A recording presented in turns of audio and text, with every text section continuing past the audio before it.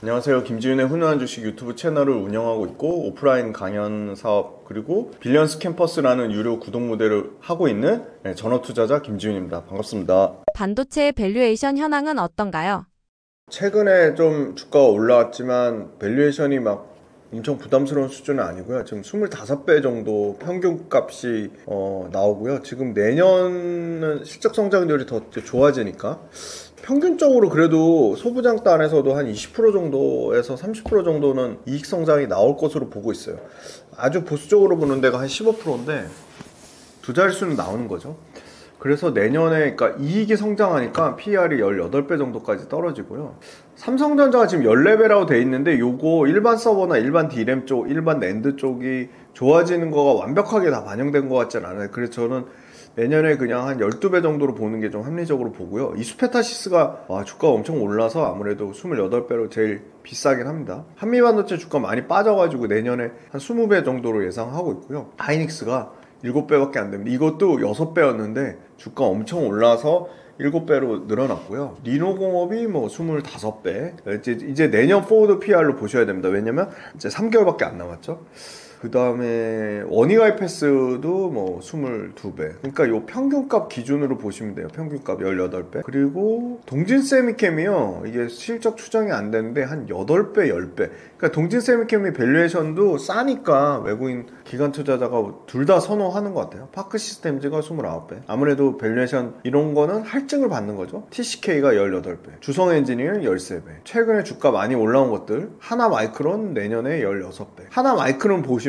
올해 50배에서 16배 된다는 거는 이건 영업이익이 거의 100% 넘게 성장한다는 겁니다. 제가 이제 좋아하는 이 코미코를 좋아하는 이유가 밸류에이션 싸요. 이거 최근에 주가 100% 넘게 올랐음에도 불구하고 내년 기준 13배입니다. 자, 그러면 코미코는 평균값보다도 싸죠. 주가 올라왔는데도 평균값보다 싸요. 메리트가 있죠. 왜냐면 코미코는 영업이익이 50%씩 성장을 합니다. PSK. 자, PSK도 보시면 밸류에이션 쌉니다. 와, 10배에요, 10배. K시텍 10배. 그래서 소부장 쪽에 밸류에이션 싸면서 삼성전자 밸류체인 기업들 좀 볼 필요가 있다. 언급 안 드린 거 중에 자, DB하이텍 싸죠. 내년 기준 8배인데. 근데 DB하이텍은 우리나라 파운드리 업체예요. 우리나라 파운드리, 삼성전자, 하이닉스, DB하이텍 이렇게 3개밖에 없죠. 근데 DB하이텍이 그러면 파운드리가 잘 될 거냐? 그걸 보시면 되는데 삼성전자가 테슬라, 애플 수주를 받으면서 파운드리가 좀 좋아지면 DB하이텍 파운드리도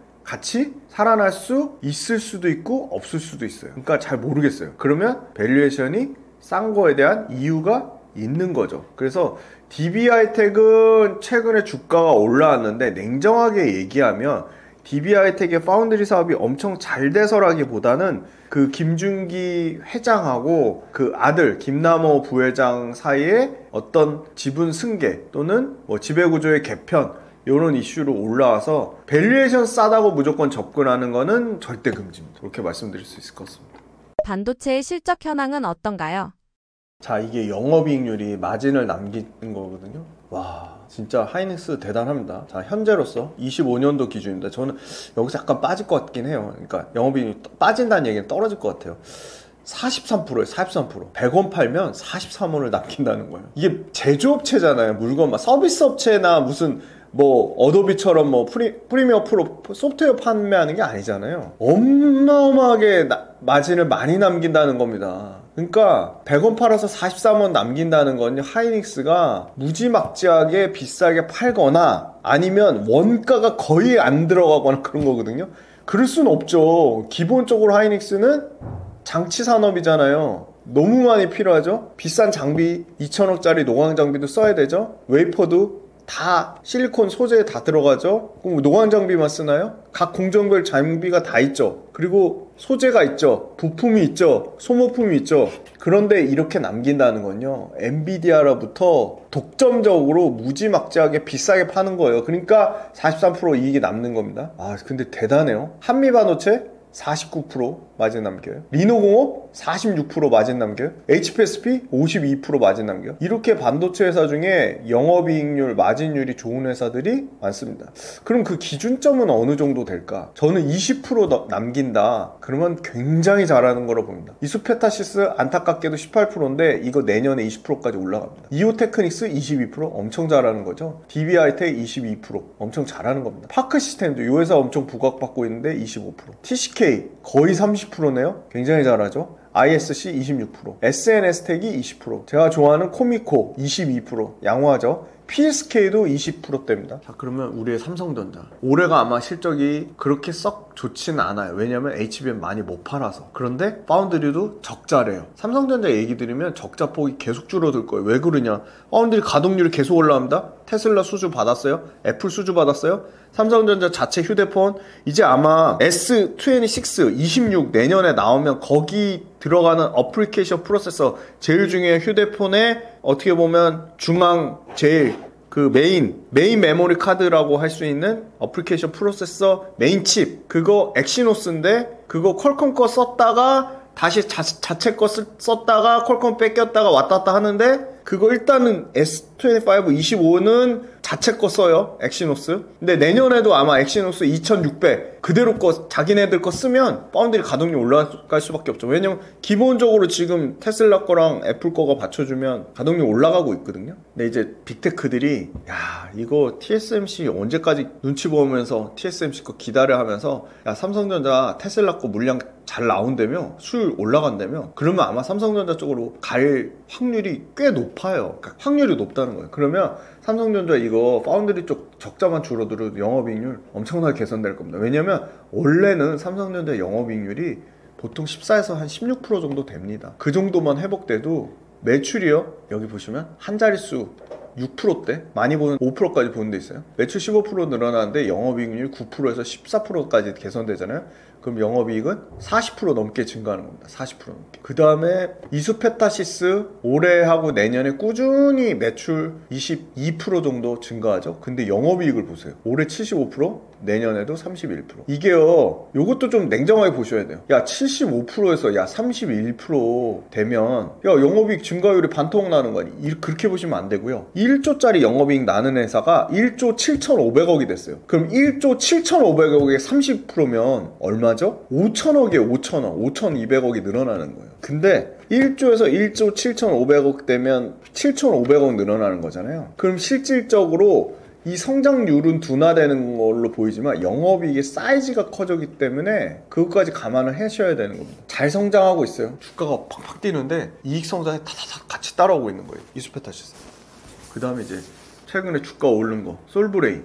솔브레인? 매출은 한 10%대 성장하네요. 근데 영업이익은 올해 역성장 잡혀있죠. 5% 정도 감소한다고 돼 있어요. 그렇다가 내년에 한 25% 정도 성장률이 다시 살아납니다. 그래서 솔브레인은 올해 실적보다는 내년 성장에 대한 기대감이 지금 주가에 어떻게 보면 선반영돼 있다. 동진세미캠은 요 DIV라고 돼 있는 거는 수식 계산이 안 된다는 거예요. 왜냐면 데이터가 없어서. 그러니까 데이터도 없으니까 실적 추정까지 좀 할 수 있으면 훨씬 더 동진세미캠을 전략적으로 접근할 수 있을 텐데 좀 어려워요. 사실 데이터가 없어가지고. 파크시스템즈 자 올해하고 내년에 매출이 꾸준히 여기도 20%씩 성장합니다. 이익은 30%씩 성장해요.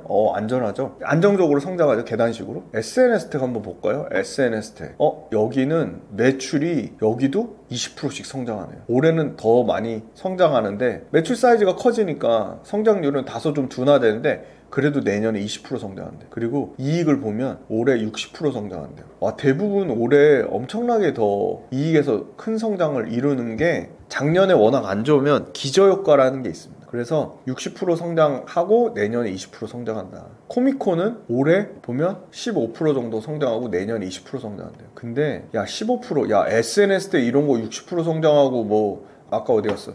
이수페타시스 막 영업이익 75% 성장하는데 야 그렇게 좋다는데 코미코 12%밖에 성장 못하네. 그렇게 보실 게 아니라 그 전 거까지 보셔야 돼요. 이수페타시스는 70% 성장한 거에서 70% 성장한 거고요. 코미코는 작년에 240% 성장했어. 거기서 13% 성장하는 거면 평균값을 구하면 그죠? 코미코도 100% 넘게 2년치 평균값 연간 평균 영업이익의 성장률이 100%인 거예요. 100%. 어마어마한 겁니다. 그럼 이제 삼성전자 밸류체인만 봤으니까 하이닉스 밸류체인 볼게요. PSK.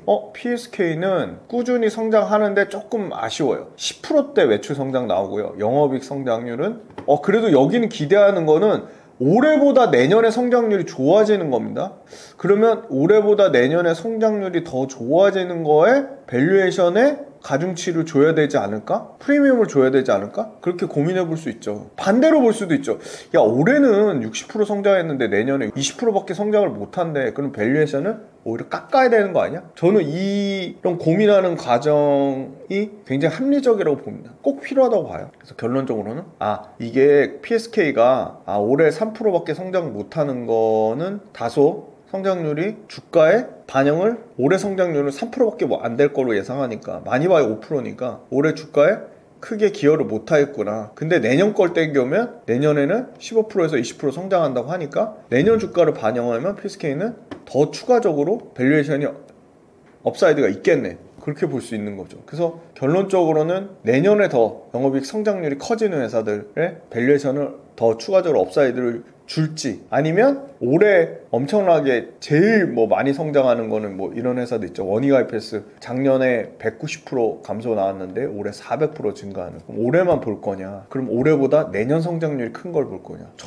저라면 올해하고 내년 성장률의 평균값이 큰 거. 그러면 그만큼 안정적이라는 실적이 올해 좋았다가 내년에 박살났다가, 아니면 올해 좋았는데 내년에 올해 안 좋았는데 내년에 확 좋아지는 거? 그거보다는 그냥 꾸준히 올해 내년에 그냥 안정적으로 20-30% 성장하는 회사들을 볼 것 같아요. 그럼 그렇게 따지면 하이닉스 올해도 성장하고 내년에도 성장하죠. 또 보시면 그러니까 원익아이패스는 470% 흑자 전환했다가 30%밖에 성장 못하는 것보다는 이런 게 더 안전하다는 겁니다. 화크시스템즈 올해도 영업이익이 30%대 성장하고 내년에도 25% 성장하는 겁니다. 그죠?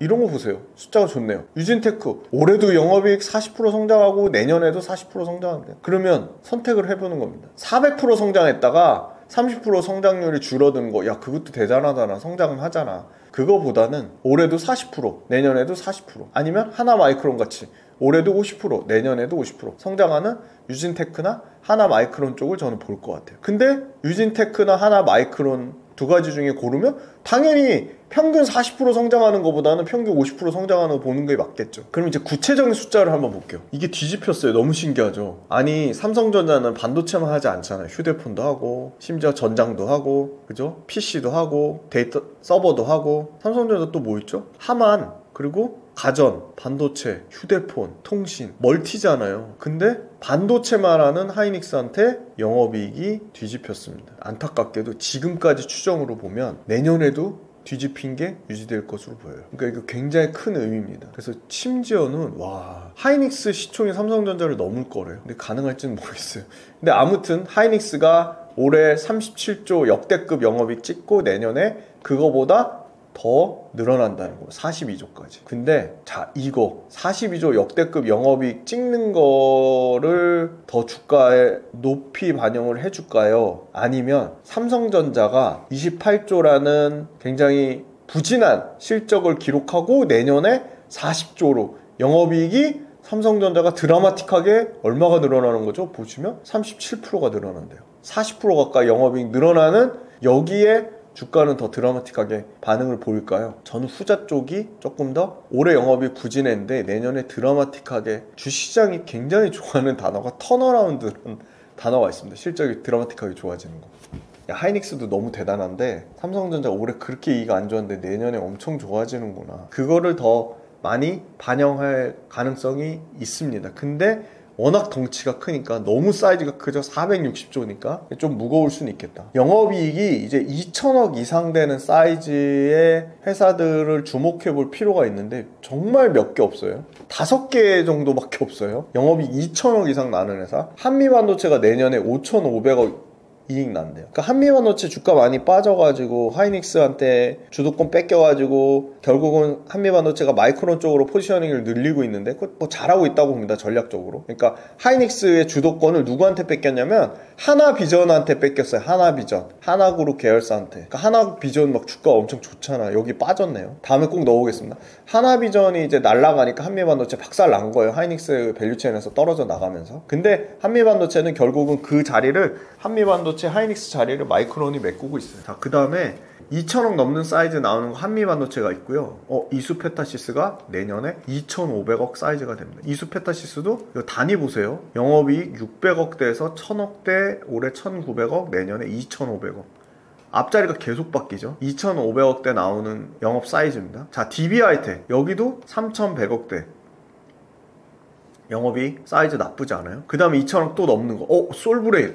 솔브레인이 2천억대 영업이익 나오네요. 그죠? 동진 세미캠도 작년 정도만 하면 2천억대 나올 것 같아요. 자, 2천억 넘는 거 또 있을까요? 네, 하나마이크론이 50% 넘게 영업이익 성장해서 내년에 2천억 아마 달성할 것으로 보고 있어요. 없어요. 와. 자, 그러면 2천억 넘는 사이즈 나오는 거 한미반도체 하나, 이수페타시스 둘, 리노공업도 2천억은 안 돼요 지금. 내년 최대 맥스로 보는 데가 1,950억입니다. 그 다음에 솔브레인 셋, DB하이텍 넷, 그 다음에 하나 마이크론 다섯 개밖에 없어요.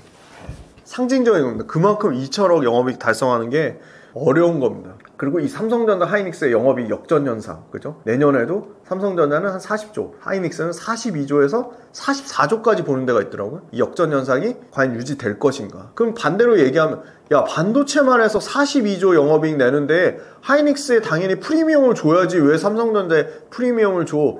이런 견해도 저는 설득력이 있다고 봅니다. 어느 게 더 논리적인 근거가 더 탄탄한지 따져보시면 돼요. 그럼 반대로 2천억대 이제 얘기했으니까 그러면 영업이익이 1,000억대로 이제 막 올라오는 회사들도 관심 가져볼 필요 있겠죠. 매출 대비 딱 눈에 띄는 회사가 TCK라는 회사가 있네요. 매출은 내년 기준 3,500억밖에 안 되는데 이 회사 영업 마진이 30% 가까이 나니까 내년에 드디어 1,000억대로 영업이익 사이즈가 올라옵니다. TCK. 그리고 자, 원익아이패스는 원래 1,000억대 하는 회사예요. 근데 올해 실적 나빠서 900억대고 원래 22년도에도 거의 1,000억 가까이 영업이익 냈던 회사입니다. 그럼 이 회사는 사실 의미가 없죠. 계속 성장해서 1,000억대 찍는 회사를 봐야 돼요. 봤더니 이오테크닉스, 네, 200억대 이익 나는 회사가 작년에 300억대 찍었고 올해 800억대 찍고 1,000억대 돌입하네요. 재밌죠? 이거 숫자만 보는 것도. 자, 이런 회사들 그냥 앞자리 숫자가 바뀌는 회사들. 이오테크닉스 저라면 굉장히 눈여겨볼 것 같아요. 200억짜리 영업이익 회사가 1,000억으로 갔습니다. 자, 그 다음에 아까 솔브레인은 2,000억대 회사로 말씀드렸고 새롭게 1,000억대 가는 회사. 자, 주성엔지니어링 하이닉스 밸류체인 원래 영업이익 1,200억 찍던 회사인데 내년에 이제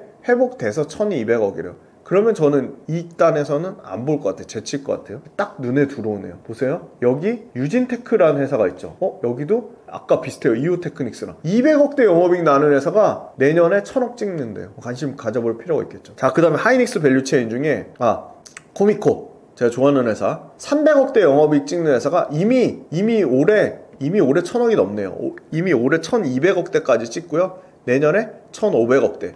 제가 봤을 때 코미코는 2년 뒤면 2,000억 영업이익 찍을 것 같아요. 지금 사이즈로 커지다 보면. 자, 그 다음에 이제 마지막으로 하이닉스 밸류체인 PSK가 역시나 내년에 1,000억 찍을 것으로 보이죠. 지금 보시면 500억대, 800억대, 870억대, 990억에서 1,000억대. 이게 숫자가요, 자주 보시다 보면 익숙해집니다. 그래서 숫자에 친해지셔야 돼요. 결론적으로 말씀드리면 영업이익이 일단 2,000억 이상 사이즈 되는 회사들이 과연 몇 개나 있을까 한번 꼽아보시고, 세 자릿수, 그러니까 100억, 200억대 세 자릿수에서 네 자릿수, 1,000억 단위로 커지는 회사들은 또 어떤 회사가 있을까? 사실 매출도 중요하고 이익도 중요합니다. 근데 주가가 철저하게 반영하는 거는 이익을 반영합니다. 이익을. 그래서 이익이 성장하는 회사를 최우선순위로 보셔야 돼요. 최우선순위. 1등입니다. 이익 성장률 1등이 1등. 근데 이익 성장률의 단위가 아싸리 2,000억 단위 이상을 보든가 아니면 100억, 200억대에서 1,000억까지 커지는 사이즈의 그림을 보든가. 두 가지가 저는 삼성전자 하이닉스 사면 마음은 편한데 우리는 소부장을 보면 훨씬 더 거기서 더 몸집이 가볍게 움직이니까 삼성전자 하이닉스 사는 것보다는 초과 수익을 낼 수 있죠. 단 삼성전자 하이닉스 1, 2% 빠질 때 이런 회사들은 7, 8% 빠질 수 있다. 그런 주가의 변동성을 내가 어느 정도 감내할 수 있는 어떤 멘탈을 갖고 있으시면, 저는 투자자라면 삼성전자 하이닉스는 그냥 펀드나 ETF 투자하는 거랑 똑같거든요. 그래서 소부장을 공부하셔라, 그렇게 말씀드리겠습니다. 반도체의 외국인과 기관의 수급 현황은 어떤가요? 자, 그러면 반도체가 그래 주도주인 건 알겠어. 자, 그러면 사는 주체가 있어야 되잖아요. 그죠? 안타깝게도 개인 투자자보다는 외국인이나 기관 투자자가 매수할 때 응집력. 개인 투자자는 또 굉장히 중요한 차이점을 말씀드릴게요. 어떻게든 한 호가는 낮춰서 싸게 사려고 하죠. 근데 외국인 투자자는 그렇진 않습니다. 외국인 투자자는 이 종목이 가겠다 싶으면 호가를 계속 올리면서 삽니다. 비싼 가격에 계속 산다는 거예요. 자, 한번 볼게요. 야, 그렇게 네가 삼성전자 좋다고 얘기했는데 삼성전자 그럼 사고 있어? 한번 보시면 되잖아요. 자, 1월 달부터 이게 플러스로 바뀐 지 얼마 안 됐어요. 자, 요거요, 키움증권 영웅문 HTS에서 그냥 그대로 가져온 겁니다. 자, 보시면 외국인도 사네요. 빨간 게 사는 거고 파란 게 파는 겁니다. 기관도 사네요? 빨간 게 훨씬 많죠, 최근 들어서. 이게 외국인이 삼성전자에 계속 팔았다니까요. 5조 넘게 팔았어요. 근데 플러스 1조가 됐다는 건 최근에 거의 4조 가까이 샀다는 얘기입니다. 보시면 삼성전자를 외국인이 삽니다. 근데 개인은 계속 팔아요. 개인 파는 물량을 외국인이 다 받아가고 있다는 거예요. 이거 조금만 크게 할게요. 한 번만. 네. 외국인이 계속 사고 있어요. 오늘도 사고 있네요. 오늘 9월 18일도 사고 있어요. 여기 표현 없지만. 자, 기관 계속 사네요. 근데 단위를 보세요. 79,000원대 제일 비싼 가격이에요. 외국인 110만 주가 들어왔어요. 그러면 79,000원에 110만 주를 샀다는 얘기는 달러 환산하면 하루에 1조 산 건데, 자, 그러면 외국인은, 물론 외국인이라고 단타 안 하는 건 아니에요. 자, 외국인 이거 79,600원 제일 꼭지에 1조 사가지고 내일 팔까요? 그러진 않을 것 같지 않습니까? 그리고 외국인이 이거 삼성전자 반도체 업황이 나빠진다고 보면 이걸 살까요? 업황이 좋아진다고 보면 사겠죠. 자, 외국인보다 훨씬 더 정보력이 더 뛰어난 삼성전자하고 긴밀하게 유대관계를 형성하는 기관들이 사고 있네요. 그런데 여기 보시면 우리나라 최대 기관 연기금이 지금 8일 연속으로 사고 있어요. 8일 연속. 의미가 있겠죠, 연기금이 사는 거. 연기금이 국내 주식 안 산다고 욕을 엄청나게 먹잖아요. 근데 삼성전자는 삽니다. 그리고 요 사모펀드, 주식 제일 잘한다는 선수들 중에 선수들이 모여있는 사모펀드가 삽니다. 자, 기타법인, 이거 재밌어요. 기타법인, 현대차에서 삼성전자 주식 살 수 있죠. LG에너지솔루션 기업에서 삼성전자 주식 살 수 있죠. 왜? 주식 본업보다 주식 투자를 엄청 잘하는 기업들이 있어요. 예를 들어 조광피혁이라는 섬유회사가 워렌 버핏이 있는 버크셔 해서회를 엄청 싸게 사가지고 몇백 프로를 먹은 그런 일화가 있죠. 자, 그 다음에 KCC, 주식 투자 잘하는 KCC 페인트 국내 1등, 압도적 1등 회사인데 최근에 또 재미난 얘기 많이 해드릴게요. KCC가 경쟁사인 노르페인트 주식을 막 사요. 그래가지고 노르페인트 주식을 3대 주주가 됐어요. 경쟁사인데, 근데 노르페인트 주식 사자마자 50%가 넘게 올랐어요. 이런 예가 수두룩합니다. 자, 그럼 기타 법인은 다른 비즈니스 모델을 하는 회사들이 야, 삼성전자 이거 반도체 업황 좋아지겠는데 하고 사는 거예요. 이거 여기 기타 법인의 현대차가 될 수도 있고요, LG 에너지 솔루션이 될 수도 있고요, 뭐 막말로 삼성 바이오로직스가 될 수도 있고요. 다른 기타 법인 회사들에서 이런 삼성전자 반도체를 산다는 겁니다. 추세가 완전 바뀌었다는 겁니다. 요 파란색, 요 밑단에 전부 파란색이죠. 빨간색으로 싹 바뀌었습니다. 기관도 8,500억을 최근 들어서 매수를 했습니다. 하이닉스 보겠습니다. 하이닉스, 와, 삼성전자 4배 더 샀네요. 4조 지금 연초 대비 샀고요. 외국인이 여기도 미친 듯이 사고 있어요. 외국인 최근에 산 것만 2조가 넘습니다. 4조 2천억 1월 달부터 샀는데 절반을 최근에 샀어요. 자, 기관 볼게요. 확실히 하이닉스보다는 기관 수급이 삼성전자가 좋네요, 압도적으로. 근데 그래도 최근에 보시면 사모펀드 쪽하고 연기금은 사고 있어요. 근데 여기는 재미난 거는 삼성전자는 기타 법인이 미친 듯이 사는데 여기는 기타 법인이 팔고 있어요. 그 얘기는 무슨 말이냐면, 하이닉스를 조금 싸게 갖고 있는 법인들은 지금 차익 실현이 나오고 있구나. 저는 이거 더 나올 수도 있다고 봐요. 왜냐면 지금 꼭대기 영역이고 하이닉스는 지금 최고점 영역이고 삼성전자는 최고점 영역이 되려면 지금 주가에서 아직도 20%가 더 올라야 됩니다. 분명한 차이가 있죠. 자, 그 다음에 가장 주가 많이 오른 181% 상승률을 나타내는 이수페타시스 볼게요. 이수페타시스는 외국인 기관이 1월달부터 누적적으로 한 7,500억을 샀어요. 소부장이잖아요. 7,500억이면 어마어마하게 산 겁니다. 그 중에 저는 더 기대되는 거는 외국인이 6,500억을 샀다는 거예요. 그 말은 이수페타시스를 계속 비싼 호가를 올리면서 주가를 땡긴 거는 기관 투자자보다 훨씬 자금력이 세고 기관 투자자보다 조금 더 장기 투자 성향이 강한 외국인이 6,500을 샀다는 거는 우리 왜 맨날 연말에 외국인 투자자 수익률, 기관 투자자 수익률, 개인 투자자 수익률 맨날 비교해서 개인 투자자 꼴찌, 외국인 투자자 1등 하잖아요. 그래서 외국인 투자자 거를 잘 벤치마킹하면 크게 실패할 확률은 낮습니다. 그래서 아직도 외국인 투자자가 이수페타시스를 모으고 있다. 최고점 영역인데 사서 계속 모으고 있다는 겁니다. 그죠? 이수페타시스 사모펀드 조금 사고 금융투자 사는데 요 금융투자는 좀 조심하셔야 돼요. 저는 이 보험투신이 사거나 은행이 사거나 연기금이 사거나 사모펀드가 사는 거는 장기성 물량으로, 중장기 물량으로 볼 수 있는데 금융투자는 단타성입니다. 그래서 이건 증권사 창고로 들어와서 샀다 팔았다 하는 물량이기 때문에 조금 조심할 필요가 있다. 그 다음에 시가총액 큰 게 리노공업입니다. 리노공업은 샀다 팔았다 하고 있는데 수급이 그렇게 썩 좋은 상황은 아닙니다. 그런데 여기도 연기금은 사고 있다는 거고요. 솔브레인 볼게요. 리노공업하고는 확연히 다르네요. 리노공업하고 다르게 솔브레인은 기관 쪽에서 골고루 사요. 네, 보험도 사고요, 투신도 사고요, 연기금도 사고요, 사모펀드도 사고요. 아, 솔브레인 최근 주가 올라온 거는 기관이 엄청나게 땡겨서 주가를 올렸구나, 이거요. 보시면 아마 이제 경고 뜰 거예요. 하나, 둘, 셋, 넷, 다, 일곱, 여덟, 아홉, 열, 오늘까지 11거래일 신기록 중이에요. 11거래일 연속 상승 중입니다, 솔브레인. 네. 어디 밸류체인이라고요? 삼성전자. 그 다음에 어니가 IPS 볼게요. 여기는 어디라고요? 삼성전자. 자, 여기도 기관이 막 사네요. 그런데 아직 외국인 기관이 1월달부터 누적적으로는 순매수 중이에요. 그러니까 외국인 기관이 갖고 있는 물량만 안 팔아도 주가가 안 떨어져요. 덜 떨어져요. 안 떨어진다는 거는 정정할게요. 덜 떨어집니다. 외국인 기관이 물량을 자꾸 던져요. 계속 하락하겠죠. 안 던진다는 얘기예요. 그러니까 들고 있는다는 얘기예요. 왜? 펀더멘털이 좋아질 거니까. 자, 투신이 사네요. 연기금이 사네요. 원익 IPS도 솔브레인 못지않게 기관이 계속 사주는구나. 야, 이거 원익 IPS도 기관이 주 매수 세력으로 받쳐주고 있구나. 자, 동진세미캠 볼게요. 아, 다르네요. 이거는 외국인이 막 미친듯이 삽니다. 아, 근데 동진세미캠을 제가 좀 자료를 찾으면 한번 이거 기업 소개를 해드리려고 하는데 너무 자료가 없어요. 너무 주주들한테 폐쇄적이에요. 참 힘들어요. 증권사 레포트도 없어요. 왜? 정보 공개를 제대로 안 하니까 증권사에서도 레포트 쓰기가 어려운 거예요.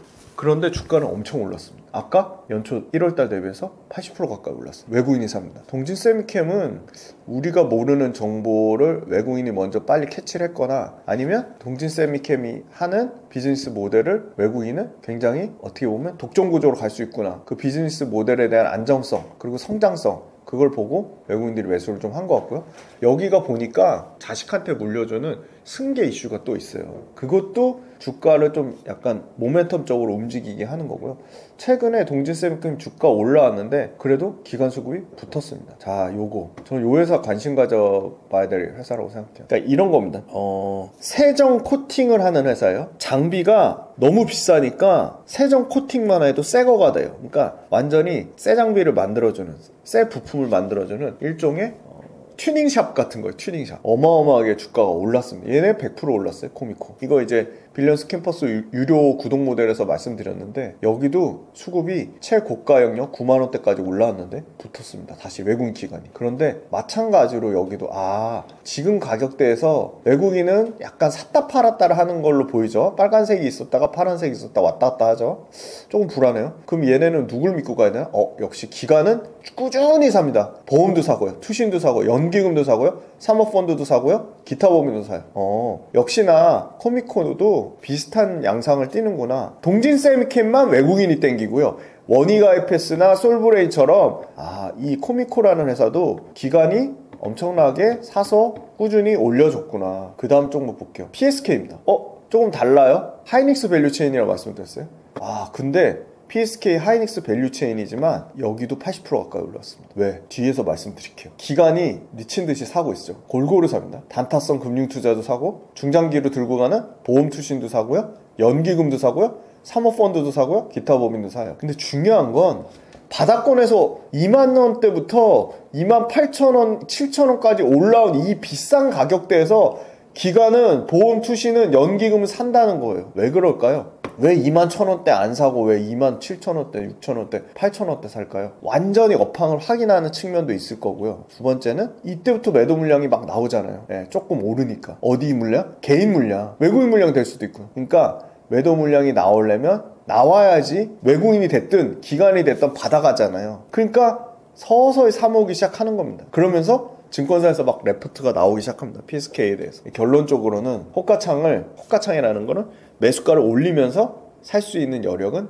개인보다는 외국인이나 기관인데 외국인 기관이 사고 있다. 전반적으로 쭉 한번 훑어봤더니 기관이 반도체 소부장을 열심히 땡겨주고 있습니다. 그러면 여기서 외국인 수급만 조금만 붙는다면 굉장히 탄력있게 움직일 수 있겠죠. 근데 반도체 소부장이 여기서 끝난 것 같지는 않아요. 왜냐하면 반도체 소부장 자체가 밸류에이션이 뒤에서 설명드리겠지만 엄청나게 부담스러운 수준이 아닙니다. 근데 왜 주목을 못 받았냐?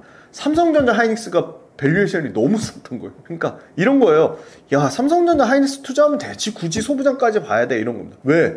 하이닉스가 PER로 내년에 6배니까 삼성전자가 내년 PER로 11배니까. 근데 소부장 봤더니 뭐야? 17배? 16배? 18배? 20배? 25배? 너무 비싼 거 아니야? 이렇게 보는 겁니다. 그리고 소부장은 사이즈가 작죠. 자, 제가 외국인이나 기관 투자자는 최소한 1조가 넘으면 그때부터 관심 갖기 시작한다고 말씀드렸는데, 보세요. 제가 이제 너무너무 좋아하는 이제 반도체 소부장 기업들 중에 대표적인 아까 코미코가 1조가 아직도 안 돼요. 아니, 주가가 161% 올랐는데 이제 1조 되려고 해요. 아, 그럼 여기서 또 힌트를 얻을 수 있겠죠.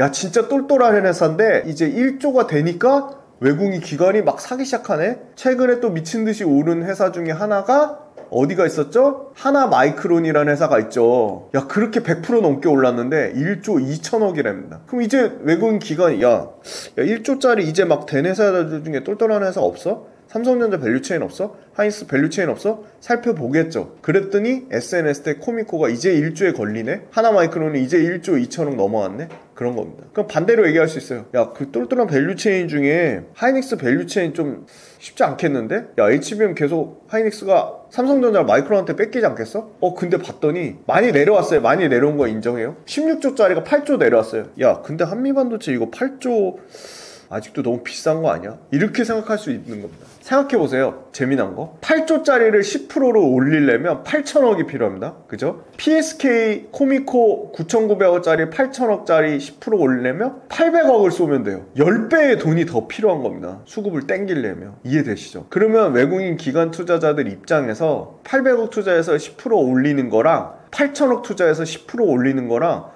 어느 게 더 쉬울까요? 당연히 요 밑단에 있는 것들이 쉽지 않을까요? 그래서 IT 소부장 잘 고르면 말 그대로 뭐 10배거 이렇게 주가가 슈팅이 나오는 겁니다. 이수페타시스가요, 원래 처음부터 이게 7만원대였을까요? 전혀 아니죠. 저는 이제 2만원대부터 계속 봤는데 올해 1월 2일날 2만원대였어요. 2만원대. 이게 거의 181%, 거의 2배 더 올랐죠. 거의 이제 200%가 되면 3배 오르는 거거든요. 이렇게 탄력성이 좋은 겁니다. 그럼 이제 반문할 수 있어요. 이수페타시스 이거 5조가 10조 갈까? 5조가 10조 가려면 어떻게 되죠? 이수페타시스가 매출과 이익이 계속 100%씩 성장하면 10조가 합리적인 밸류에이션이 되는 거죠. 그래서 외국인 기관 수급에서도 반도체 소부장까지 들어오고 있구나. 다만 외국인 수급이 조금 아쉽다. 근데 아주 특이하게 동진세미캠은 기관 수급은 그렇게 썩 좋지 않은데 외국인 수급이 들어오고 있다. 그래서 동진세미캠은 제가 좀 자료가 조금 모아지면 한번 뭐 다음 시간에 됐든 다다음 시간에 됐든 한번 소개를 해드릴게요. 그래서 반도체 수급 현황 상당히 좋은 편이다. 타 섹터보다는 훨씬 양호한 편이다. 그렇게 말씀드리겠습니다. 반도체의 상승률 현황은 어떤가요?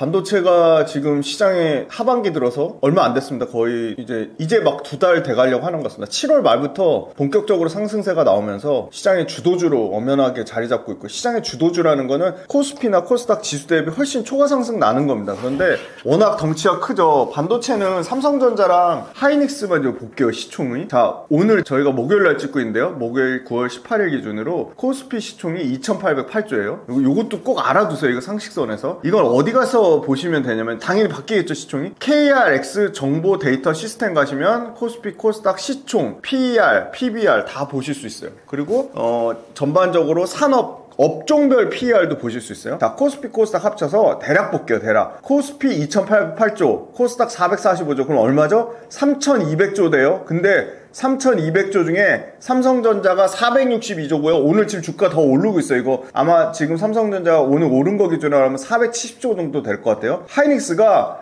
연초 대비 95% 오르면서 245조. 이렇게 삼성전자랑 하이닉스 두 개 합쳐가지고 몇 조죠? 700조. 그러면 3,000조 중에 700조면 몇 프로죠? 3,000조에 10%면 300조니까 거의 20%가 넘네요. 그죠? 700조니까 22, 3% 되는 거예요. 어마어마하게. 뭐 거의 시총의 4분의 1을 삼성전자 하이닉스가 맡고 있다고 보시면 돼요. 전체 코스피 코스닥 다 합쳐가지고 우리나라 전체 시총에 3,200조 시장에 700조를 삼성전자랑 하이닉스가 하는 거예요. 그러니까 반도체 안 가면 지수가 안 가겠죠. 그런데 삼성전자가 너무 다행히도 7월달 8월 초부터 올라오기 시작해서 지금 46%까지 올라왔어요. 코스피도 40%예요. 코스피가 전체 글로벌 세계 증시에서 1등을 차지했어요. 그런데 코스피 지수를 드디어 삼성전자가, 그 무거운 삼성전자가 460조짜리가 연초 대비 46% 상승률을 나타내고 있습니다. 그리고 240조짜리 하이닉스가 연초 대비 95%를 상승률을 나타내고 있습니다. 그러니까 이렇게 덩어리가 큰 삼성전자와 하이닉스가 주가가 이렇게 움직이기 시작하니까, 자, 그 밑단에 있는 회사들을 볼게요. 이수페타시스는 연초 대비 181% 올랐고요. 자, 요 DD라는 거는 이것도 굉장히 중요한 값입니다. 최고점하고 현재 주가하고 얼마나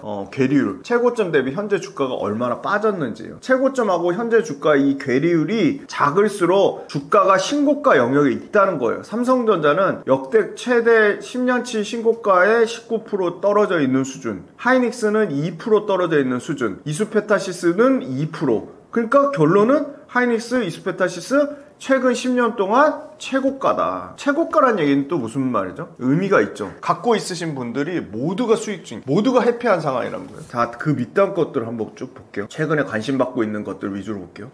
원익IPS. 삼성전자에 납품하는 대표적인 장비회사. 여기도 연초 대비 100% 넘게 올랐네요. 근데 최고점 대비는 25% 마이너스예요. 그러면 이 원익IPS는 많이 올랐긴 했지만 아직 최고점 대비해서는 25% 상승 여력이 룸이 남아있다는 거죠. 그죠? 그 다음에 솔브레인. 이거는 제가 유료 구독 모델에서도 계속 강조해서 연초부터 말씀드렸던 종목인데요. 이게 68% 상승했습니다. 그리고 최고점에서 26% 빠진 수준이고요. 동진세미캠도 최고점에서 28%. 그러니까 20%대 언더에 있는 거는 굉장히 최근에 많이 올라와서 20%대가 된 겁니다. 무슨 말이냐면, 이런 솔브레인이나 동진세미캠도 원래는 최고점하고 괴리율이 50%가 다 넘었어요. 근데 최근 한 달 동안에 30%씩 40%씩 많게는 50%씩 오르면서 20%대가 된 거고요. 그 다음에 더 그 밑단에 볼게요. 꼭 시가총액 위주로 보세요. 시가총액 큰 거부터 보세요. TCK라는 종목이 있습니다. 여기는 부품업체예요. 소모품업체.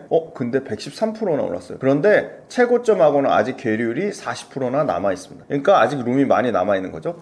더 밑으로 보면 시가총액 1조 2천억짜리 하나마이크론이 102% 올랐어요. 그 위에 1조 4천억짜리 유진테크가 98%다. SNS텍이 90% 올랐고, 코미코, 요것도 빌리언스 캠퍼스 유료 구독 모델에서 많이 말씀드린 종목인데 161% 올랐고요. 여기까지는 삼성전자 밸류체인이 많아요. 근데 요 밑단에 PSK 70% 올랐어요. 이거 하이닉스 밸류체인이에요. 하이닉스가 주력으로 납품하는 이 식각, 애처 장비를 만드는 회사예요. PSK라는 장비. 이 회사도 최근에 주가가 가파르게 최근 한두 달 동안 40% 넘게 오르면서 71% 상승률을 나타냈고 최고점에서는 16%밖에 안 빠졌어요. 삼성전자 하이닉스만 움직인 게 아니라 그 밑단에 반도체 소부장이 같이 움직이기 시작한 겁니다. 그러니까 반도체 전반적으로 순환매가 돌면서 반도체 주식이 전반적으로 좋아지는 상황이고요. 그럼 삼성전자 하이닉스가 여기서 멈출 거냐? 그건 아니라고 보고 있습니다. 왜냐면 삼성전자 하이닉스의 뒷단에는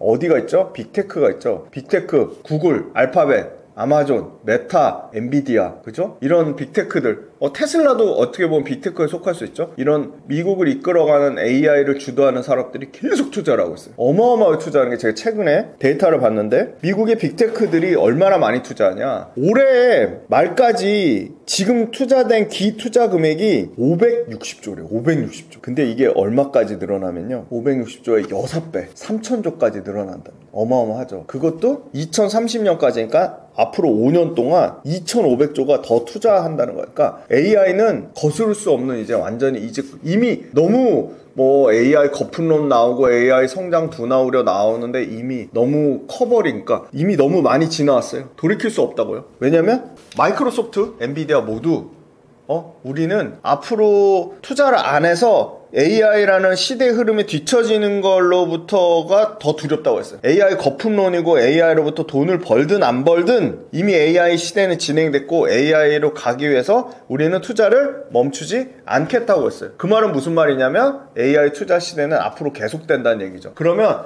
AI 투자 시대가 계속되면 삼성전자 하이닉스는 그 뒷단의 밸류체인으로 가는 거고요. 삼성전자 하이닉스 밸류체인이 가면 당연히 그 밑단의 소재 부품 장비 업체도 같이 따라갈 수밖에 없다. 그래서 반도체는 계속 긍정적인 흐름이 나올 건데 문제는 HBM 쪽에 초점이 맞춰진 회사들은 HBM은 공급과잉 얘기가 계속 나올 거예요. 왜냐면 기존에 하이닉스가 주도했던 HBM 시장을 삼성전자 마이크론이 계속 뺏으려고 하고 있죠. 당장 10월 달에 엔비디아 만약에 삼성전자가 드디어 퀄테스트를 좋은 얘기가 계속 나오죠. 받을 거다. 퀄테스트 받는 순간 경쟁이 엄청나게 치열해지면서 HBM 가격을 지금 그 얘기가 계속 나와요. 하이닉스는 계속 엔비디아한테 가격을 비싸게 받으려고 하고 있고요. 엔비디아는 야 너네 말고 삼성전자도 있어 마이크론도 있어 하면서 계속 가격을 깎으려고 해요. 지금 그 분기점에 있거든요. 만약에 하이닉스가 예전처럼 HBM 가격을 못 받잖아요. HBM3에서 HBM4도 하이닉스가 가장 빨리 엔비디아의 퀄 테스트, 품질 테스트를 통과했는데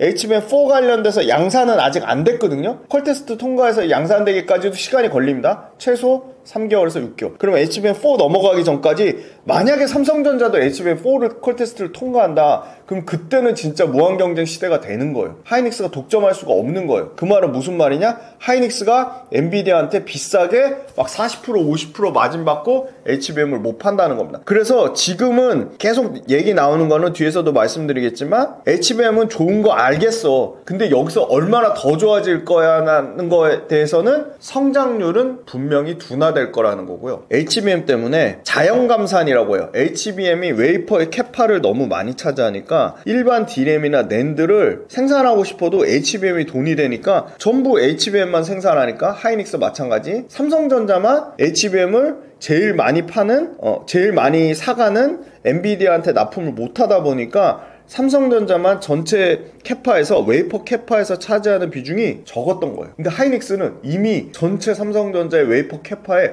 50%를 HBM에다 그냥 다 박았어요. 마이크론 30% 이상 박았어요. 그러니까 HBM을 몰빵한 회사도 있죠. 하이닉스 제일 크죠. 하이닉스가 제일 크죠. 그 다음에 마이크론. 그 두 회사가 HBM에 몰빵한 나머지 일반 D램이나 낸드를 일반 D램하고 낸드는 마진이 떨어져 돈이 안 되잖아 하고 무시한 거예요. 근데 지금은 HBM 때문에 일반 D램하고 낸드가 생각보다 가격이 안 떨어지는 거예요. 왜 안 떨어지나 봤더니 HBM이 캐파를 많이 차지해서 일반 D램하고 낸드도 어느 정도 캐파를 증설해야 되는데 증설을 못하니까 D램하고 낸드의 공급이 떨어진 거예요. 그런데 일반 D램하고 낸드의 공급 대비 수요가 그렇게 엄청 나쁠 줄 알았는데 엄청 나쁘지 않았던 거예요. 그러니까 수요 공급 밸런스가 일반 D램과 낸드에서도 어느 정도 맞춰지면서 일반 D램과 낸드가 저도 일반 D램과 낸드가 그래도 계속 가격이 떨어질 줄 알았는데 안 떨어지고 버티더라는 겁니다. 그 말은 무슨 말이냐면 일반 D램과 낸드의 사업 비중이 가장 많은 삼성전자가 앞으로는 조금 더 하이닉스보다 오히려 삼성전자는 뭐 엔비디아에 대한 기대감이 아예 없으니까 더 좋은 앞으로 더 환경이 양호한 방향으로 간다는 겁니다. 결론적으로는 HBM만 성장할 것처럼 됐지만 HBM이 주춤하는 사이에 일반 D램과 일반 낸드와 일반 서버 쪽에서 벌크업이 되면 그거에 대한 최대 수혜는 삼성전자가 받는 거고 당연히 지금 주가의 움직임을 보며 아까 말씀드렸죠. 하이닉스 대표적인 밸류체인 한미반도체 물론 한미반도체 하이닉스 비중을 많이 줄이고 있지만 대표적인 하이닉스의 강력한 밸류체인이라고 평가받던 막 300% 500% 급등했던 한미반도체 엄청 주춤하죠. 이거 보세요. 4.5%밖에 못 오르고 있습니다. 연초 대비. 주가가 박살 났어요. 반토막 났어요. 그 다음에 하이닉스의 또 대표적인 밸류체인 주성엔지니어링 보세요. 0.5%입니다. 상승한 게 없어요. 그죠? 하이닉스의 대표적인 밸류체인 ISC 상승한 게 없어요. 5%. 자, 계속 100%대 상승 앞전에 강한 기업들 말씀드린 거는 전부 삼성전자 밸류체인들이에요. 물론 삼성전자 하이닉스 동시에 다 합니다. 물론 솔브레인은 삼성전자도 하이닉스도 해요. 물론 원익IPS도 삼성전자 비중이 높지만 하이닉스 아예 안 들어가는 건 아니에요. 이오테크닉스 마찬가지. 이런 회사들 보시면요. 이오테크닉스, 원익IPS, 솔브레인, 심지어 요 100% 나온 유진테크, 하나마이크론 삼성전자의 메인 벤더로 들어가 있는 회사예요. 그래서 결론적으로 앞으로 삼성전자하고 삼성전자 밸류체인이 일반 서버와 일반 D램과 일반 낸드와 일반 데이터 센터 그리고 엔비디아는 HBM하고 같이 지금 엄청나게 많은 왜냐면 HBM이 너무 많은 메모리를 또는 저장 공간을 잡아먹고 있기 때문에 그 저장 공간을 보충할 만한 ESSD라는 게 필요해요. 기업용 E는요 엔터프라이즈의 약자입니다. 기업용 저장 장치. 그러니까 HBM 많이 쓰려면 저장 장치도 엄청 필요한 거예요. 그래서 삼성전자가 저장 장치의 가장 최신 버전 GDDR7을 런칭을 했어요. 그 GDDR7이 봤더니 제품이 엄청 좋은 거예요. 무슨 말이냐면 전력 효율을 기존 DDR6 대비 30%나 감소했대요. 그리고 비용도 20%나 절감할 수 있대요. 그러니까 안 쓸 이유가 없는 거죠. 그래서 엔비디아가 삼성전자의 GDDR7을 독점으로 엄청나게 물량을 주고 있어요. 그게 아마 올해뿐만이 아니라 내년까지도 계속 좋을 것 같아요. 그래서 저는 하이닉스 너무 좋은데 하이닉스 95% 오를 동안 삼성전자 절반밖에 못 올랐잖아요. 40%밖에 못 올랐잖아요. 그걸 알고 물론 애널리스트들이 조금 더 빠르게 대응했으면 좋겠지만 그래도 지금 와서 삼성전자의 목표가를 9만원, 10만원, 98,000원 제일 좋게 잘 나온 데는 11만원까지 나왔어요. 지금 78,000원, 79,000원까지 올라왔지만 아직도 여기서 삼성전자 실제로 기관들이 보는 시각은 여기서 최소한 40%는 더 올라갈 수 있다고 보는 겁니다. 시총 460조짜리가. 그러려면 삼성전자의 매출과 이익이 당연히 올해보다 내년에 좋아져야지 실적이 좋아져야지 삼성전자 실적에 대한 기대값으로 주가가 올라가는 건데 그게 지금 가능하다고 보고 있는 겁니다. 그래서 반도체는 주도주 현재로서 명확한 시장을 이끌어가는 주도주기 때문에 포트폴리오에 반드시 담아야 될 섹터 중에 하나고 굳이 팁을 드리자면 HBM은 성장률이 둔화되겠구나 쉽지 않겠구나 그러면 HBM 쪽보다는 HBM만 필요한 건 아니니까 일반 서버나 일반 D램이나 일반 낸드 쪽 결론은 삼성전자 또는 삼성전자의 밸류체인 삼성전자의 밸류체인을 봤더니 삼성전자에 납품할 정도의 기술과 레퍼런스를 가진 회사는 이미 검증되어 있기 때문에 삼성전자에도 납품하면서 TSMC에도 납품하는 회사들이 있어요. 공부해서 찾아보세요. 삼성전자에 납품하는데 마이크론에 납품하는 회사도 있어요. 삼성전자에 납품하는데 엔비디아 직접 납품하는 회사들도 있어요. 대표적으로 이 이수페타시스 도대체 무슨 대단하길래 뭐가 그렇게 대단하길래 이 181%나 올랐을까. 자 여기 상승률 중에 1등이잖아요. 하나로 말씀드리면 이수페타시스는 삼성전자 당연히 납품하고요. 엔비디아 납품합니다. 마이크로소프트 납품합니다. 구글, 알파벳 납품하는 회사예요. 브로드컴 납품하는 회사예요. 빅테크랑 직접 거래를 합니다. 그러니까 납품 가능할 수밖에 없죠. 여기 없는데 이 기판 쪽에 동박 적층판을 CCL이라고 하죠. 동박 적층판을 납품하는 두산의 자회사 두산전자가 있어요. 두산도 어마어마하게 올랐습니다. 왜 그럴까요? 두산전자가 엔비디아에 직접 납품합니다. CCL. 그러니까 찾아보세요. HPSP? 많이 들어봤는데? 여기 삼성전자 납품하는 장비 회사 아니야? 맞습니다. 삼성전자 납품하는데 TSMC도 HPSP 장비를 씁니다. 이렇게 삼성전자 밸류체인으로 안정적인 캐시카우를 갖고 있으면서 글로벌 빅테크로 직접 납품하는 회사들이 얼마나 될까? 그런데 그렇게 아이디어를 찾아보시면 반도체는 주도주로서 일단은 중요한 거는 디램하고 낸드 가격이 크게 안 빠지면 반도체 쪽으로 AI가 이끌어가는 메가 트렌드 빅사이클 때문에 반도체 쪽으로는 외국인이 됐든 기관이 됐든 수급은 계속 들어올 거라고 보고 있습니다. 그래서 반도체는 포트폴리오에 꼭 담아야 될 업종이라고 생각합니다. 제약바이오의 관심 종목은 무엇인가요?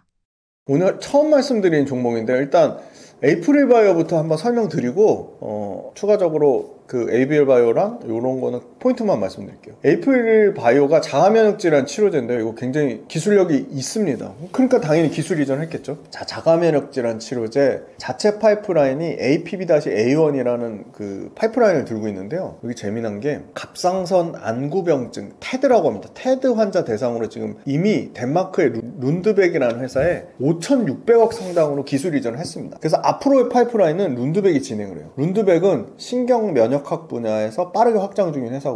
빅파마급은 아닌데 상당히 큰 회사입니다. 그러니까 5,600억의 상당히 작은 회사로 보이는 에이프릴바이오로부터 기술 이전을 받았겠죠. 자, 테드 어렵죠. 테드부터 설명드릴게요. 갑상선 안병증이라고 해요. 안병증. 갑상선 안병증 너무 어려운데 이거 뭐야?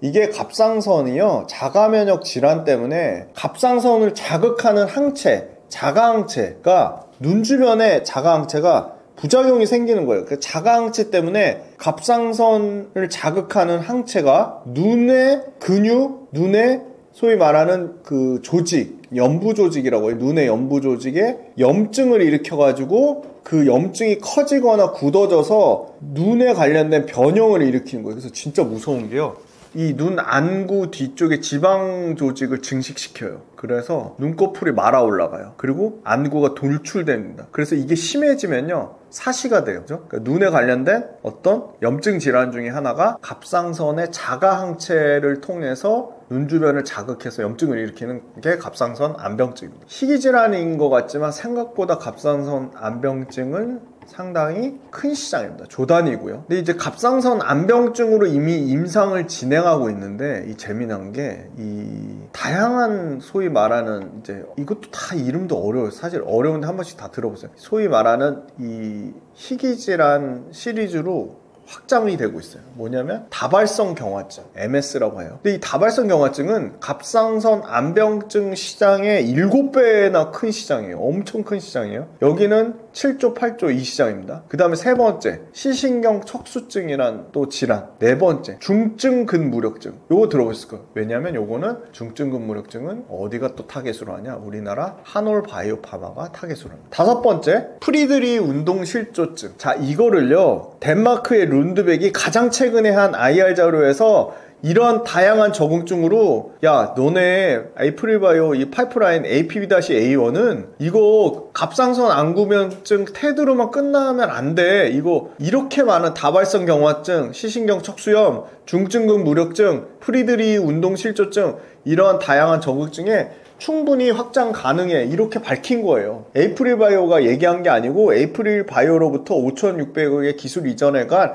룬드백이 야, 이렇게 많은 적응증 확장이 가능할 것처럼 보여. 그러면 이 적응증 확장 중에 하나만 추가적으로 돼도, 왜냐면 갑상선 안병증이 잘 되고 있으니까, 갑상선 안병증에 대한 임상실험이 너무나 호의적으로 잘 되고 있으니까, 야, 이거 우리 새로운 데도 적용할 수 있겠는데? 하고 이 파트너사가 상대적으로 자신감을 표현한 거예요. 심지어 프리드리히 운동실조증, 너무 어려워요. 저도 어렵습니다. 프리드리히 운동실조증 FA를 IR에서 공개를 했어요. 이거 당장 확장 가능하다. 갑상선 안병증으로 끝나지 않는다. 그래서 이미 임상 진행 중인 거에서 이 물질 특성상 프리드리히 운동실조증은 이미 IR에서 공개했고, 야, 우리 추가적으로 중증근무력증 MG 바로 한올바이오파마도 요거 적응증으로 하고 있죠. 이거 관련돼서 그리고 전신 홍반 루푸스병 SLE 요거 관련돼서도 확장 가능성 IR에서 계속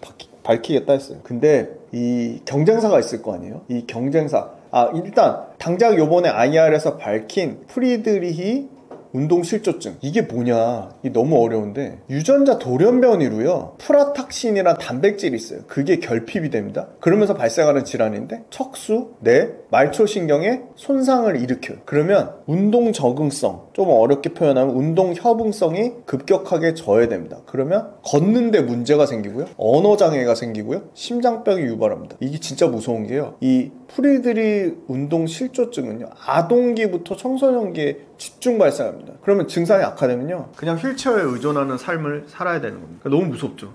근데 연평균 이게 프리드리 운동 실조증이 이미 현재 1조가 넘는 시장이고요, 연평균 13%씩 성장해서 이게 5조까지 시장이 커진다고 합니다. 어마어마하게 커지는데요, 프리드리 운동 실조증으로 미국의 FDA 승인받은 약이 딱 하나밖에 없대요. 바로 리타마 파마슈티컬스라는 회사의 스카이클래리스인데 이게 나오자마자 출시 2년차에 이미 연간 매출이 5천억이 넘었고 이게 내년이면 1조 가까워. 왜냐면 이 회사밖에 없으니까. 그러면 또 재밌죠. 리타 파마슈티컬스라는 회사를 공부해볼 필요가 있겠죠. 왜냐면 만드는 약이 여기 하나밖에 없으니까. 그러면 5천억짜리 매출 나온다는 얘기는, 자 그러면 아까 그 에이프릴바이오가 연간 매출이 300억도 안 됐어요. 그럼 이제 5천억짜리 이거 예를 들어 덴마크의 룬드백이 양산해가지고 매출 발생해요. 그러면 거기에 로열티를 10%만 받아도 500억이 그냥 로열티 매출로 나오는 거예요. 그래서 이거는 APB-A1은 그냥 단순히 테드, 갑상선 암병증으로 끝나는 게 아니고 완전 이건 적응증 확장의 의미를 가지는 거고, 자가면역, 염증, 항종양, 광범위한 질환에 관여할 수밖에 없다. 왜?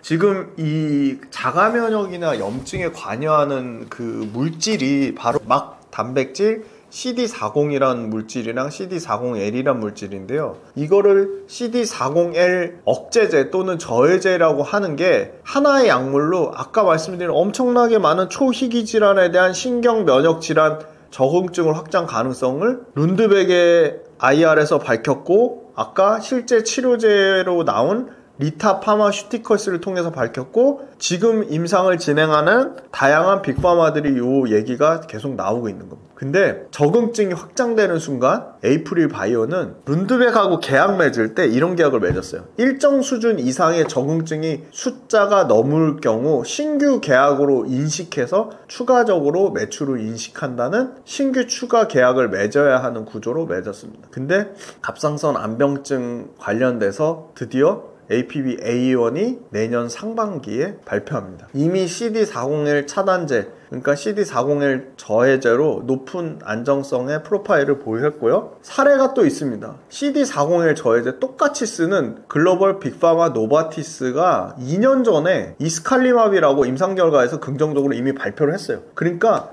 CD40L 관련돼서 업그레이드 버전 APB-A1, 에이프릴바이오의 이 파이프라인이 룬드백에서 진행하는 게 상당히 높은 임상 성공 가능성이 있다고 합니다. 기대감이 있는 겁니다. 왜냐면 노바티스의 이스칼리맙이 증명을 했으니까. 노바티스의 이스칼리맙도 똑같이 테드, 갑상선 암병증으로 진행한 거예요. 그래서 이 노바티스의 이스칼리맙이 증명을 했고, 에이프릴바이오가 진행하는 CD40L 차단제를 기반에 바로 임상 이생에서 진행하는 TSH 수용체가 자가 항체도 감소하면서 통계적인 유의성을 입증했습니다. 세 번째, 또 다른 경쟁사 후보군 바이오젠하고 UCB가 공동 개발하는 CD40L 저해제 후보 물질인 다피톨리주맙 페골. 어렵죠. 이거는 적응증을 전신 홍반 루푸스. 자, 에이프릴바이오도 전신 홍반 루푸스로 적응증 확대를 덴마크의 룬드백이 파이프라인 진행하는데, 야 이거 전신 홍반 루푸스 임상으로도 진행할 가능성이 있다고 밝혔잖아요.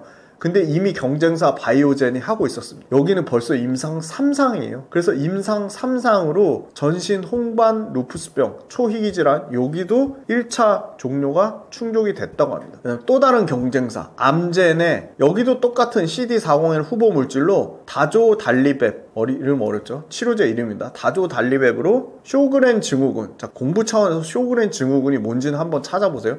쇼그렌 증후군 대상으로 임상 이상에서 또 역시도 긍정적인 결과를 도출했다고 합니다. 그러니까 노바티스가 증명하고 있고요. 바이오젠이 증명하고 있고요. 하나 더 있죠. 노바티스, 바이오젠, 실제 프리드리 운동 실조증으로 매출이 나오고 있는 리타 파마슈티컬스. 요 세 군데가 똑같은 CD401 억제제 기전으로 증명을 하고 있습니다. 그죠? 자, 그럼 에이프릴바이오는 이 테드 암병증 요 파이프라인만 있냐? 아닙니다. 또 있어요, 파이프라인이. 똑같이 내년에 파이프라인 발표가 예상되고 있는 두 번째 파이프라인이 있는데요. 이것도 어려워요. 에이프릴바이오를 왜 소개해드릴까요? 상대적으로 시총이 작아가지고 조금 더 ABL바이오나 리가켄바이오나 알테오젠은 얘기하신 분들이 너무 많아가지고 그렇게 APL바이오나 ABL바이오처럼 커질 만한 회사가 없을 거예요 해서 제가 최초로 소개를 해드리는 겁니다. 그러니까 의미가 있는 겁니다. 자, 여기는 두 번째 파이프라인을 미국의 바이오텍한테 역시 기술 이전을 이미 했어요. 에보뮨이라는 좀 생소해요. 저도 좀 생소하더라고요. 에보뮨이라는 미국 바이오텍 회사한테 에이프릴바이오의 파이프라인 APB-R3를 이전했습니다. 이거는 뭘 대상으로 하냐면요. 이건 아주 익숙해요. 아토피 피부요. 임상 2상을 벌써 진행하고 있습니다. 요거 내년 1분기에 발표 예정입니다. 여기도 데이터가 좋아요. 근데 APB-R3의 타겟이 정말 많이 들어보셨을 거예요. 옛날에 뭐 제넥신이라는 회사 때부터 들었던 인터루킨 18, 줄여서 IL18 요 타겟으로 다양한 염증성 질환 관련돼서 APB-R3가 주 타겟은 아토피 피부염인데 다양한 염증성 질환 타겟으로 에보뮨이 지금 진행을 하고 있다. 내년 1분기에 에보뮨, APB-R3, 룬드백의 뭐라고요? APB-A1이 갑상선 암병증 거기에 플러스 프리드리 운동 실조증까지 그 기술 이전 계약이 있고요. 자가면역 질환 치료제는 항암제 다음으로 엄청나게 큰 시장입니다. 아까 초희귀 질환인 프리드리 운동 실조증 이름도 어려운 이 시장만 앞으로 5년 내에 5조까지 커지고요. 프리드리 운동 실조증의 최소 3배 이상 큰 시장이 어디라고요? 아까 말씀드린 중증 근무력증 여기는 15조 20조 시장 MG 이거 어디도 하고 있죠? 한올바이오파마도 하고 있죠. 자, 다발성 경화증 이것도 엄청나게 큰 시장이죠. MS. 그런데 두 개의 파이프라인으로 안정적으로 이제 기술 이전이나 마일스톤을 받을 건데 이 회사가 앞으로 주목받는 이유는 테드 시장 또 말씀드릴게요. 테드 시장 갑상선 암병증은 그럼 과연 얼마나 큰 시장이냐? 7조 시장을 본다. 7조에서 10조 만만치 않아요. 야, 그럼 갑상선 암병증은 치료제가 없어? 있습니다. 지금 치료제가 있어요. 빅바이오텍에 딱 한 군데 암젠이 치료제를 갖고 있습니다. 당연히 미국의 FDA 승인 받았습니다. 암젠은 어떤 치료? 암젠에 테페자라는 치료제가 있어요.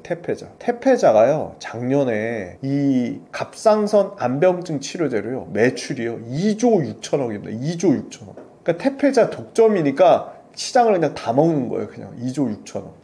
자, 2조 6천억인데 이게 덴마크에 지금 에이프릴바이오 파이프라인을 하고 있는 룬드백 입장에서는 너무 지금 좋은 상황이에요. 왜냐면 테페제가 갑상선 암병증 유일한 치료제는 맞는데 부작용이 있대요. 심각한 부작용. 청력이 상실한대요. 그러니까 테페제는 점점 시장에서 입지가 좁아질 수밖에 없는 거죠. 아니 갑상선 암병증 치료했는데 청력을 잃어요. 그럼 못 쓰죠. 치명적인 약점인 거예요. 근데 룬드백이 진행하는 에이프릴바이오의 APB-A1은 테페자 대비해서 충분하게 임상적으로 데이터를 입증했고요. 아직까지는 뭐 청력 상실 같은 부작용이 안 나오고 있습니다. 그래서 룬드백이 2029년에서 2030년에 상용화 목표로 하고 있어요. 그러면 2029년에 상용화 목표라는 얘기는 28년도면 룬드백도 임상 3상에 최종적으로 성공하지 않을까 그렇게 보고 있고요. 좀 장기 모멘텀이죠. 28년까지는 최소한 봐야 되니까. 마지막으로 에이프릴바이오도 플랫폼을 갖고 있는데 사파 플랫폼이라는 이 사파 플랫폼이 종양이나 염증 부위에 축적되는 알부민 이게 알부민이 굉장히 중요한 물질입니다. 이 알부민 공부해보세요. 사파 기술 자체가 염증 부위에 축적되는 알부민에 결합해서 염증 부위에 약물을 더 많이 축적되게끔 하는 겁니다. 그래서 대표적으로 그레이브스병, 그레이브스병도 많이 들어보시지 않으셨어요? 이것도 한올바이오파마가 임상 데이터를 진행하고 있죠. 그러니까 어떻게 보면 한올바이오파마랑 에이프릴바이오가 경쟁사처럼 보이지 않으세요? 그것도 마지막 말씀드릴게요. 그레이브스병 환자 대상으로 임상 진행인데 논문에서 신약 후보 물질이 표적 물질에 더 많이 침투할수록 효능이나 반응률은 좋아진다. 그러니까 사파 플랫폼이 염증 부위에 알부민을 더 많이 축적시켜서 상대적으로 많은 약물에 노출되게 한다는 거예요. 그러니까 사파 플랫폼이 반감기도 증가시키고 알부민 결합률도 올려서 약물 침투력을 올리니까 상당히 이 사파 플랫폼 앞으로 주목받을 수 있겠죠. 에보뮤는 자가염증 질환 중에 아토피 피부염을 채택했지만 확장 가능성이 있는 거고요. 2월달부터 이미 이상 진행해서 호주하고 뉴질랜드에서 결과 나올 거예요 이제. 자, 그 다음에 사파 플랫폼을 업그레이드 한다고 합니다. 에이프릴바이오에서 바로 리맵이라는 플랫폼으로 업그레이드 하는데, 리맵이라는 플랫폼은요 기존의 단백질을 넘어서 항체, 그 다음에 요새 제일 핫한 ADC, 항체약물 접합체. 자, APL-바이오 말고 알테오젠도 ADC, ABL-바이오도 ADC, 리가켄-바이오도 ADC. 자, 에이프릴-바이오도 ADC 한다는 거예요. 이 리맵이란 플랫폼으로. 사파 플랫폼을 업그레이드 해가지고. 그래서 단백질 항체, 항체약물 접합체, ADC까지 이제는 같은 약물이 아니라 서로 다른 이종의 약물도 사파 플랫폼으로 결합하게 한다는 겁니다. 그러니까 굉장히 이 회사 앞으로 좀 상당히 성장 가능성이 좀 있지 않을까 그렇게 보고요. 반기 보고서에 현금성 자산이랑 단기 금융상품만 922억을 들고 있대요. 그러니까 그 얘기는 무슨 말이냐면 바이오텍 회사들 툭하면 이제 유상증자 하잖아요. 전환사채 발행하고. 왜? 돈 없어서. 바이오텍도 돈 있는 회사를 투자하셔야 돼요. 그런데 임상순항 잘 되면서 마일스톤 들어오고 적응증 확장하면서 신규 계약하면서 현금 추가하고 있죠. 시총은 작지만 6천억밖에 안 되지만 현금은 많이 들고 있어요. 1,000억 가까이 들고 있어요. 그래서 이 회사는 회사 측이 자신있게 밝혔어요. 우리 재무구조 탄탄해. 앞으로 수년간 유상증자로 주가 갖고 장난질 치면서 자금 조달 가능성은 없어. 이렇게 밝혔습니다. 자, 마지막으로 여기 에이프릴 바이오 파이프라인인데요. 자가면역 질환 치료제로 CD401 저해제 타겟 물질로 임상 1상 완료됐고 임상 1비상 룬드백이 진행하죠. 자가면역 치료제 외에 피부, 아토피 피부염으로 APB-R3 임상 1상 완료했고 에보뮤 미국 바이오텍의 임상 2A상으로 게시합니다. 에이프릴 바이오가 현금도 갖고 있는데 얘네 진짜 잘한 게 뭐냐면 임상 진짜 돈 많이 들어가는 게 1상에서 2상 넘어갈 때, 2상에서 3상 넘어갈 때 무지막지하게 돈이 들어가거든요. 근데 1상 넘어가기도 전에 룬드백에 이전했잖아요. 그리고 에보뮤이 지금 하잖아요. 그러니까 돈 많이 들어가는 임상은 룬드백하고 에보뮤이 들어가는 거지, 에이프릴 바이오는 이제 기술 이전이라 마일스톤만 받는 거예요. 그러니까 상대적으로 뭐 한미약품이나 이 정도급 되는 회사들 임상 1상부터 진행할 수 있죠. 근데 이거 굉장히 베스트 케이스인 것 같아요. 에이프릴바이오 임상 1상 되기도 전에 넘긴 거예요. 지금 룬드백이나 에보뮤한테 기술 이전 파는 거 5,600억에. 그러니까 임상 1상이나 2상에 들어가는 돈은 어디 담당이죠? 에보뮤하고 파트너사인 덴마크의 룬드백이 담당하는 거예요. 그러니까 얘는 돈 들어갈 일이 없어요. 그러니까 재무구조가 뭐 박살날 일이 없겠죠. 상당히 안정적인 거죠. 그건 엄청난 메리트입니다. 작은 바이오텍 회사들이 직접적으로 임상 진행할 수 있을까요? 그 돈을, 막대한 돈을 어떻게 감당할까요? 그래서 이 점을 꼭 좀 차별화되게 좀 눈여겨보실 필요가 있고요. 에이프릴바이오 관련돼서 이 앞으로 추가적으로 기술 이전 받은 룬드맥하고 에보뮤에서 계속 이제 소위 말하는 이제 그 임상 데이터 모멘텀이 이제 계속 추가적으로 좀 나올 거예요. 추가적으로 나올 거고, 재미난 건 에이프릴바이오 뿐만이 아니라 경쟁사나 연관된 빅파마. 자, 에이프릴바이오의 경쟁사나 어떻게 보면 연관된 빅파마라고 하면 바이오젠이 있죠. 그죠? 바이오젠이 있고, 빅파마까지는 아닌데 지금 시총으로 5,200억 정도 스카이 클래스 팔고 있는 리타 파마슈티컬스, 이런 회사들 모멘텀 나올 거예요. 당연히 에이프릴 바이오하고 똑같이 나오진 않겠죠. 시차를 두고 나오겠죠. 리타 파마슈티컬스가 모멘텀이 나오거나 바이오젠이 나오거나, 아까 또 똑같은 노바티스가 있었죠. 이스칼리마 노바티스가 어떤 모멘텀이 나오거나, 그리고 암젠의 테페자에 대해서, 테드 암배경증에 대해서 부정적인 청력 상실 이런 게 더 많아졌다더라, 이런 게 계속 나와요. 그리고 뭐 그레이브스병 환자 대상으로 임상 논문 결과가 또 추가적으로 나와요. 그러면 이거 관련돼서는 직접적으로 에이프릴 바이오는 우리 파이프라인 두 개가 내년 1분기에 나올 거야 해도 그 전에 암젠에 대한 그게 나오거나 노바티스에 대한 모멘텀이 나오면 에이프릴 바이오 이거 주가 당연히 움직입니다. 안 움직일 수가 없어요. 그건 다른 뭐 바이오젠 모멘텀이 나오거나. 그러니까 앞으로 이 자가면역 질환 치료제가 연간 사이즈가 370조예요. 와, 진짜 엄청 큰 시장이에요. 370조. 근데 아까 CD401 저해제를 강조해서 말씀드렸던 이유가 CD401 저해제가 앞으로 대세가 될 것 같아요. 왜냐면 기존에는 TNF 알파 억제제를 썼거든요. TNF 알파 억제제보다 CD401 저해제가 CD401 저해제는 짧게 말씀드리면 면역세포 T세포에서 발현되고요. CD40 수용체랑 결합돼서 면역 반응을 유도하는 게 CD401이에요. 그러니까 CD401 저해제랑 TNF 알파 억제제가 TNF 알파 억제제는 기존에 쓰는 거, CD401 저해제는 앞으로 쓸 거. 근데 CD401 저해제가 TNF 알파 억제제보다 근본적으로 질환을 억제하는 기능이 뛰어난 거예요. 그러니까 업그레이드 버전이라고 보시면 돼요. 그러니까 CD401 저해제가 TNF 알파 억제제 시장을 계속 뺏을 것 같아요. 근데 바이오젠이 CD401 저해제로 상업화 가능성을 높인 이유가 CD401 저해제를 썼더니 안정성이 더 높은 거예요. 기존 표준 요법 대비 TNF 알파 억제제 대비해서. 그래서 오늘 가서 CD401 저해제도 배웠고 TNF 알파 억제제도 언급 드렸으니까 그 두 개의 차이점이 뭔지. 왜냐? 이게 자가면역 질환 치료제의 어떻게 보면 핵심이니까. 근데 지금 CD401 저해제를 바이오젠도 쓰고, 그죠? 노바티스도 쓰고, 지금 빅파마들이 쓰는데 CD401 저해제 방식으로 얘네가 지금 하고 있다는 겁니다. 야, 그럼 한올바이오파마랑 차이점은 뭐야? 한올바이오팜은 FcRn, 그러니까 소위 말하는 IgG 항체를 줄이는 사후 진화 방식이라면 얘네가 타는 거는 CD401 저해제잖아요. CD401 저해제는 T세포 활성 자체를 억제해서 병리적인 항체, 그러니까 항체에 문제 있는 거를 만들기 전에 사전에 차단하는 사전 예방 방식이에요. 그래서 한올바이오팜은 이미 병 생긴 거를 뒤늦게 수습하는 2차 치료제에 가깝다면 이 CD401 저해제를 쓰는 에이프릴 바이오는 병리적 항체를 만들기 전 예방 단계다. 사전 예방 단계다.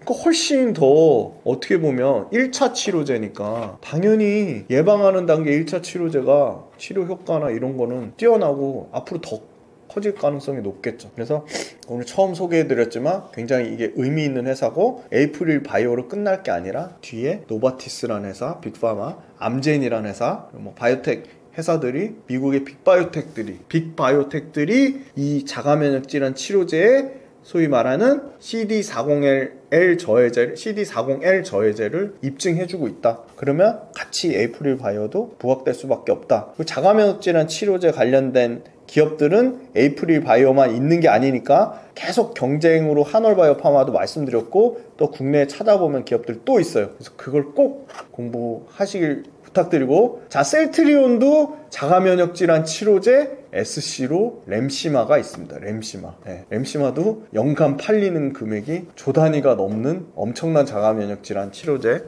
그렇게 말씀드릴 것 같습니다. 그럼 바이오 관련돼서 앞으로 후속으로 뭐가 뜰 것 같아요? 그러면 이제 두 가지가 나옵니다. 자, RPT, 방사선 동위원소를 이용한 치료제. 이거 지금 빅파마들이 무지막지하게 관심을 갖고 있어요. 두 번째, TPD, 단백질 분해제 치료제. 자, 요거 관련된 기업들은 다음 시간에 소개해드릴게요. 제약바이오의 상승률 현황은 어떤가요? 네, 제약바이오는 종목별 차별화가 너무 심해요. 그런데 보셔야 돼요. 왜냐면 제약바이오도 이제 미국이 금리를 2번이나 할지 3번이나 할지, 근데 어제 금리 인하했습니다. 드디어 0.25bp. 어제 굉장히 중요한 금리 인하했죠. 이제 금리 인하 연속성이 나올 겁니다. 11월 달에 금리 인하 또 할 거예요. 경제지표가 생각했던 것보다 뭐 경제지표 체력이 좋다고 하는데 좋지 않아요. 그리고 미국이 지금 전 세계를 상대로 관세를 엄청나게 부과하는 거가 상당히 미국 경제에 부담이 되고 있어요. 그러면 소위 말하는 조달금리를 낮춰가지고 어찌됐든 미국의 경기를 약간 살리는 쪽으로 가야 됩니다. 그죠? 근데 재미난 건 금리 낮추는 거랑 바이오주랑 직접적인 관계는 또 없다고 해요. 근데 금리 낮출 때 일반적으로는 제약바이오 회사들은 엄청나게 조 단위로 투자도 하고 또 기술력 있는 바이오텍 회사들을 인수도 하고 우리가 대표적으로 ABL 바이오가 프랑스의 사노피로부터 4조 1천억의 기술 이전 계약을 맺었죠. 그런 기술 이전 계약을 맺거나 바이오텍 회사들은 연구개발만 하고 삼성바이오로직스한테 이렇게 위탁 생산을 맡긴 이런 그 일종의 투자에 관련된 흐름이 굉장히 원활하게 이루어지려면 조달 비용이 쌓여야 돼요. 그러니까 제약 바이오텍도 투자를 받아야 되고요. 투자하는 회사 입장에서도 낮은 금리로 돈을 조달해서 새로운 신규 사업에 투자를 하고 이런 게 다 모든 이런 그러니까 돈의 흐름이 원활하게 이루어지려면 돈의 값어치가 쌓여야 돼요. 금리가 싸면 제약바이오가 당연히 여러 가지 다시 투자도 활발하게 일어나고 M&A 기술 이전도 활발하게 일어납니다. 그래서 결론은 드디어 어제 연준이 금리를 내리면서 추세적으로 이제 금리 인하의 시대가 오겠구나. 금리 인하의 시대가 오면 성장주가 당연히 더 주목을 받습니다. 왜냐면 성장주는 투자를 받아서 그 투자받은 거 그 이상의 초과 성과를 낼 수 있다고 보고 있기 때문에 제약바이오는 평균 상승률이 코스닥 겨우 넘을 정도예요. 코스닥 아직도 멀었죠. 코스피는 연초 대비 신고가의 세계 증시 상승률 1등을 찍고 있는 마당에 코스닥은 23% 코스피보다도 떨어지죠. 코스피는 지금 최고점 영역인데 코스닥은 아직도 20%가 더 올라야 된다. 1000포인트도 못 넘었어요. 지금 1000포인트 가야 이제 최고점 얘기 나올 거예요. 그러니까 평균 상승률이 코스닥 딱 겨우 넘는 수준이에요. 근데 그것도 몇 개 종목이 하드캐리해서 올린 겁니다. 최고점에서 아직도 41%나 빠졌어요. 반대로 얘기하면 제약바이오는 아직 갈 길이 많이 남았다. 종목별 차별화가 너무 심해요. ABL 바이오처럼 연초 대비 236% 거의 3배 오른 종목이 있는 반면에 여기 보시면 오히려 녹십자 같이 녹십자 모르는 회사가 없잖아요. 전통 제약사 중에서도 아주 탑 10까지는 아니더라도 탑 7 들어가는 회사 되지 않을까요? 우리 대표적으로 제약사 못 꼽죠? 한미약품, 종근당, 대웅제약, 녹십자 이렇게 꼽잖아요. 그죠? 근데 24%나 빠졌어요. 그런데 ABL 바이오는 240% 가까이 증가했습니다. 상승했어요. 바이오가 대단한 게 알테오젠이 원래는 2차 전지가 코스닥 시총 1등이었는데 이미 1년도 넘었죠. 거의 2년 됐네요. 2년 된 것 같아요. 시총 1등이에요. 25조. 근데 작년에 238% 상승했는데 올해도 58% 상승했어요. 그리고 최고점에서 7%밖에 안 빠졌어요. 그러니까 알테오젠, ABL 바이오, 리가켄 바이오, 그 다음에 요 밑단에 HK 이노에 삼천당제약 여기 또 빠진 게 있어요. 제가 그건 뺐어요. 비만 치료제 쪽은 다 뺐어요. 비만 치료제 펩트론 이런 거 300% 넘게 올랐죠. 에이프릴 바이오 66%, 동국제약 21%, 삼천당제약 44%. 이런 회사들이 하드캐리 한 거예요. 근데 볼게요. 우리의 전통 삼성바이오로직스 다음으로 시가총액 큰 40조짜리 시총의 셀트리온 마이너스네요. 최고점에서 50% 넘게 빠졌죠. 그 다음에 대표적으로 SK 계열사 SK 바이오 사이언스 이거 2.6%밖에 못 올랐고 최고점에서 86%나 빠졌어요. 그리고 제약회사 하면 한미약품이잖아요. 1등. 근데 주가는 12%밖에 못 올랐어요. 반면에 알테오젠 57%, ABL 바이오 236%, 리가켄 바이오 35%, 바이오텍이라고 하는 회사들이 시장에 제약바이오 판도를 완전히 뒤바꿨어요. 근데 그건 앞으로도 계속될 거라 봐요. 결론적으로는 제약바이오는 선별적으로 투자를 하되 지금 지는 해에 투자할 필요는 없을 것 같아요. 사실은 저라면 한미약품, 종근당, 녹십자, 대웅제약 안 볼 것 같아요. 대웅제약도 그나마 10% 올랐는데 고점에서는 51% 빠졌잖아요. 그러니까 이런 회사들이 좋을까? 아니면 기존의 센 놈들 있잖아요. ABL 바이오, 리가켄 바이오, 알테오젠? 난 너무 불안한데? 그러면 아싸리 삼성바이오로직스죠. 근데 삼성바이오로직스 너무 무거워요.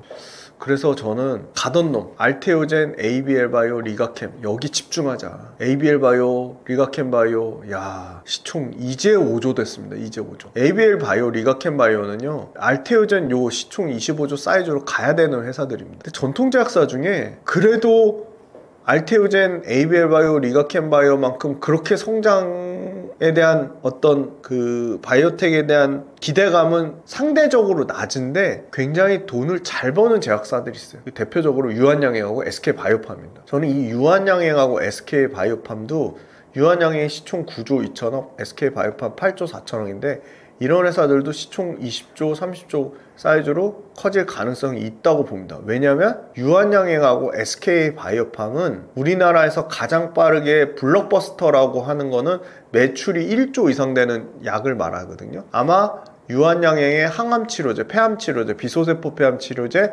렉나자랑 SK바이오팜의 뇌전증 치료제, 뇌전증은 이제 발작입니다.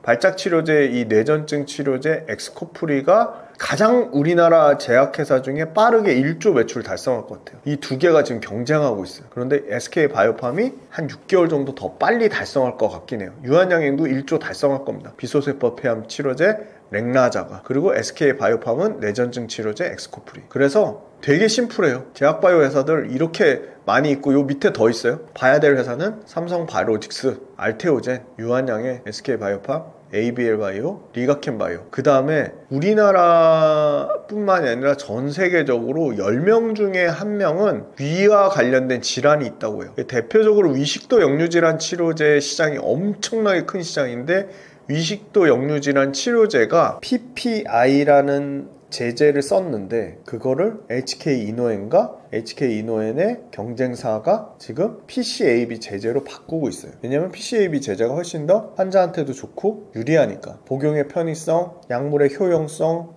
안정성 이런 측면이 더 유리하고 좋으니까 HK-이노엔의 PCAB 제제가 엄청나게 쓰일 건데, 실제 PCAB 제제인 위식도 역류질환 치료제 K캡으로 돈을 상당히 잘 벌고 있습니다. HK-이노엔. 연간 HK-이노엔이 1조 정도 매출 나는 회사인데, 그 중에 2천억을 위식도 역류질환 치료제로 성장하고 있습니다. 그런 회사 HK-이노엔. 이 회사는 과거에 CJ였다가 지금은 한국콜마에 들어가 있죠. 화장품으로 유명한 한국콜마 자회사로 들어가 있죠. 그 다음에 이 회사 시총 6천억 밖에 안 되는데, 항암제 시장만큼 큰 시장이 이 자가면역질환 치료제 시장이에요.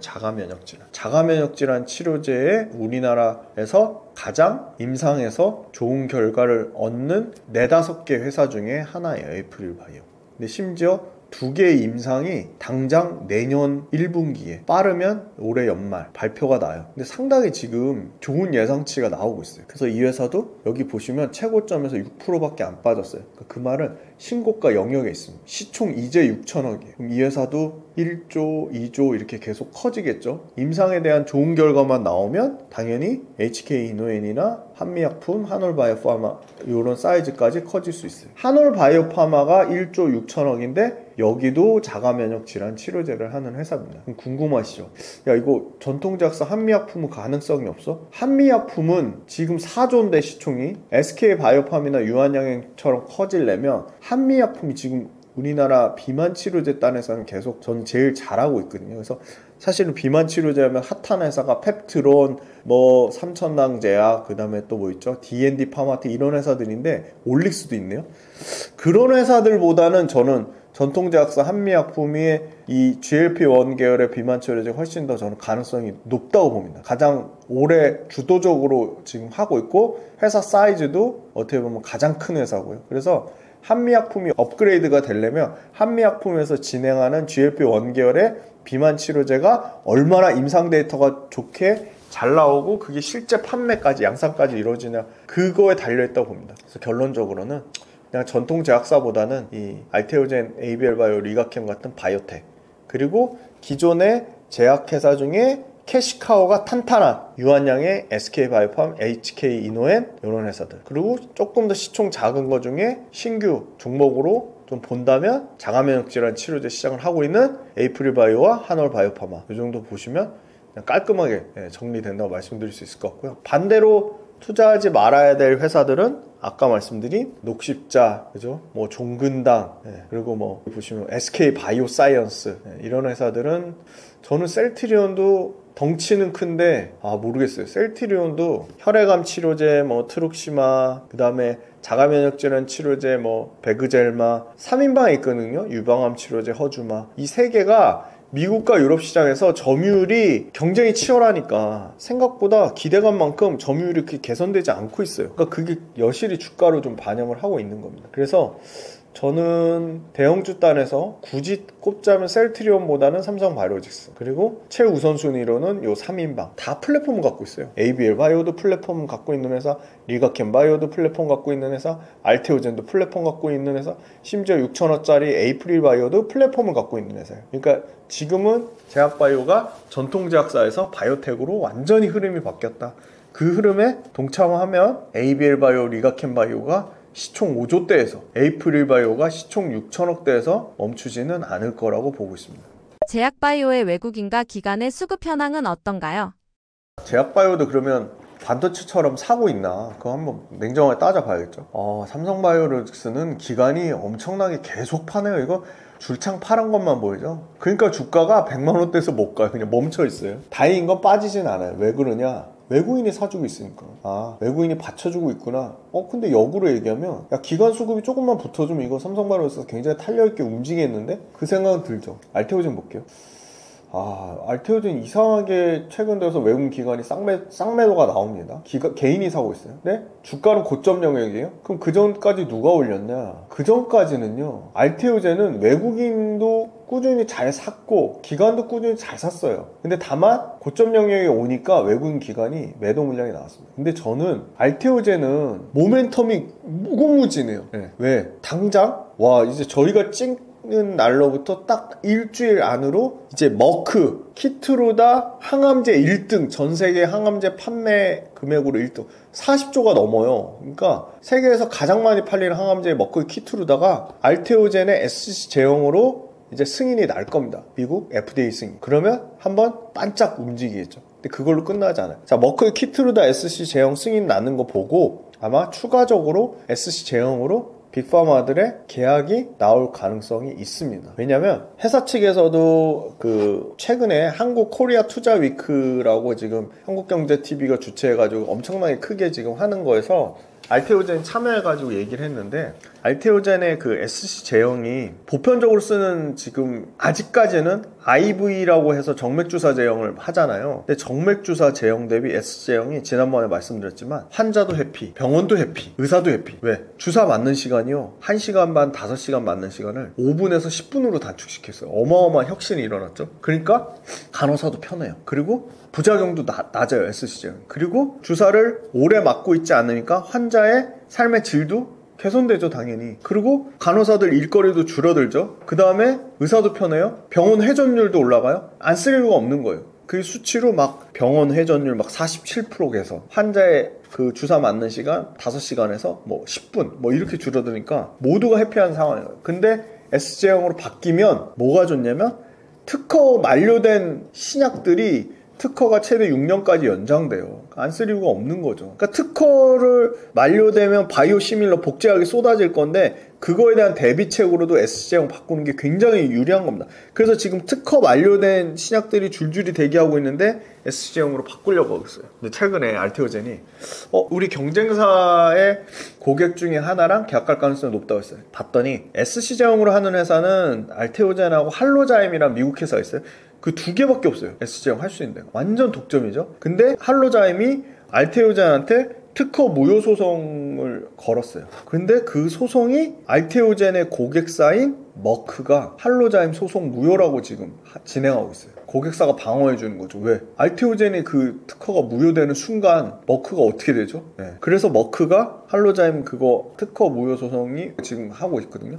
그것도 곧 발표가 납니다. 10월, 12월. 그럼 그 소송 이슈까지 깨끗해지면 아마 SC형이 빅파마들로부터 엄청나게 러브콜을 받을 것으로 보고 있어요. 실제 컨택하고 있는 데가 그 코리아 투자 위크 때 밝힌 거가 10개 정도 된다고 해요. 이미 지금 컨택하는 데. 근데 구체적으로 계약 단계까지 얘기 나오는 데가 할로자임, 경쟁사 할로자임의 고객사라고 하는데 특허 무효 소송하고는 별도로 만들 수 있는 데가, 그러니까 SC형 플랫폼을 쓸 수 있는 데가 할로자임하고 알테오젠밖에 없기 때문에 할로자임 특허를 못 쓴다? 그럼 알테오젠 걸 써야 돼요. 그래서 지금 후보군 나오는 게 존슨앤존슨 자회사, 얀센 뭐 이런 회사들 얘기가 나오고 있거든요. 지금 그게 아마 가시적인 결과물이 나온다고 하면 빠르면 올해 말이나 내년 초면 추가적으로 기술 이전에 대한 모멘텀이 나올 것 같고요. 두 번째는 그 비만 치료제 엄청나게 핫한데, 비만 치료제 관련돼서도 비만 치료제 SC 플랫폼을 쓰는 얘기가 또 나오고 있습니다. 그러니까 비만 치료제는 기존에 고려하지 않았던 시장인데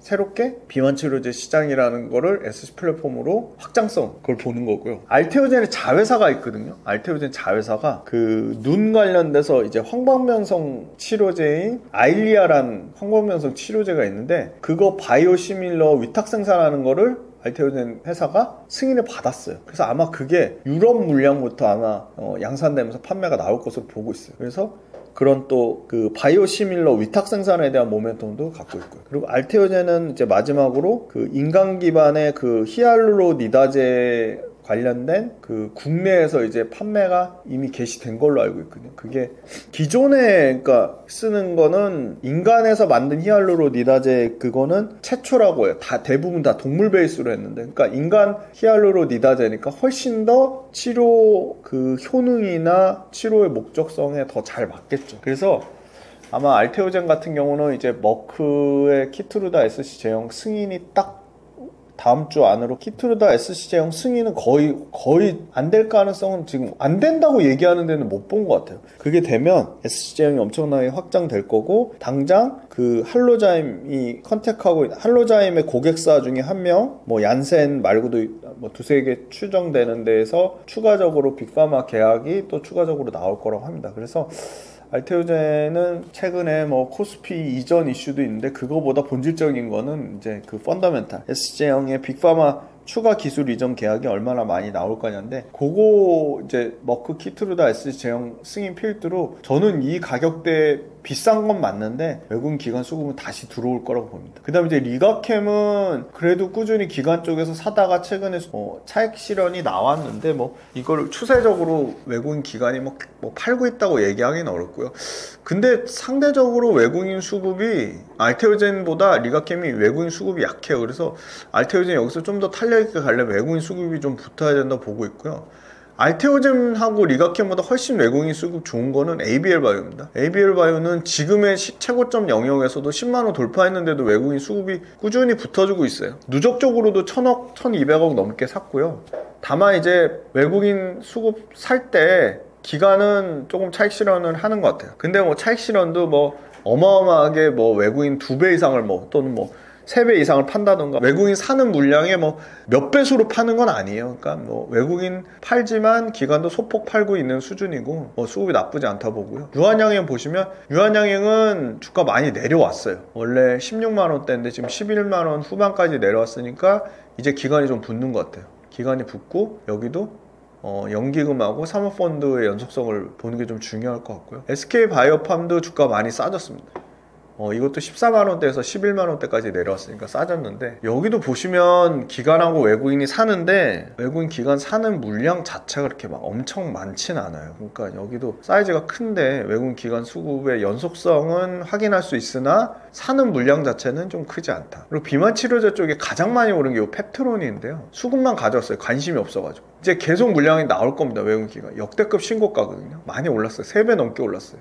근데 샀다 팔았다 하는 기간이 이게 다시 들어오려면 여기도 임상 어떤 진행하는 거에 대한 결과물이 나와야 되거든요. 근데 결과물 굉장히 좀 긍정적으로 예상을 하더라고요. 근데 좀 불안해요. 저는 이제 펩트론 비만 치료제 쪽보다는 똑같이 예를 들어 300%가 올랐어도 오히려 같은, 어떻게 보면 같은 시총 사이즈 중에 ABL 바이오를 오히려 더 볼 것 같아요. ABL 바이오가 저는 조금 더 안전하다고 봅니다. 그러니까 ABL 바이오는 플랫폼도 있고, 그리고 뇌질환 치료제 도 있고, 비만 치료제 부작용이 근육 감소거든요. 그 근육 감소 관련돼서도 GLP-1을 ABL 바이오가 이 BBB 셔틀 플랫폼으로 뭔가 활용할 수 있는 그런 확장성, 그리고 ABL 바이오가 자체 갖고 있는 항암제 파이프라인, 그런 측면이 그냥 비만 치료제 단일 모멘텀으로 움직이는 펩트론, 근데 실제 비만 치료제 단일 모멘텀으로 움직이는데 임상 승인 결과는 안 나온, 그죠?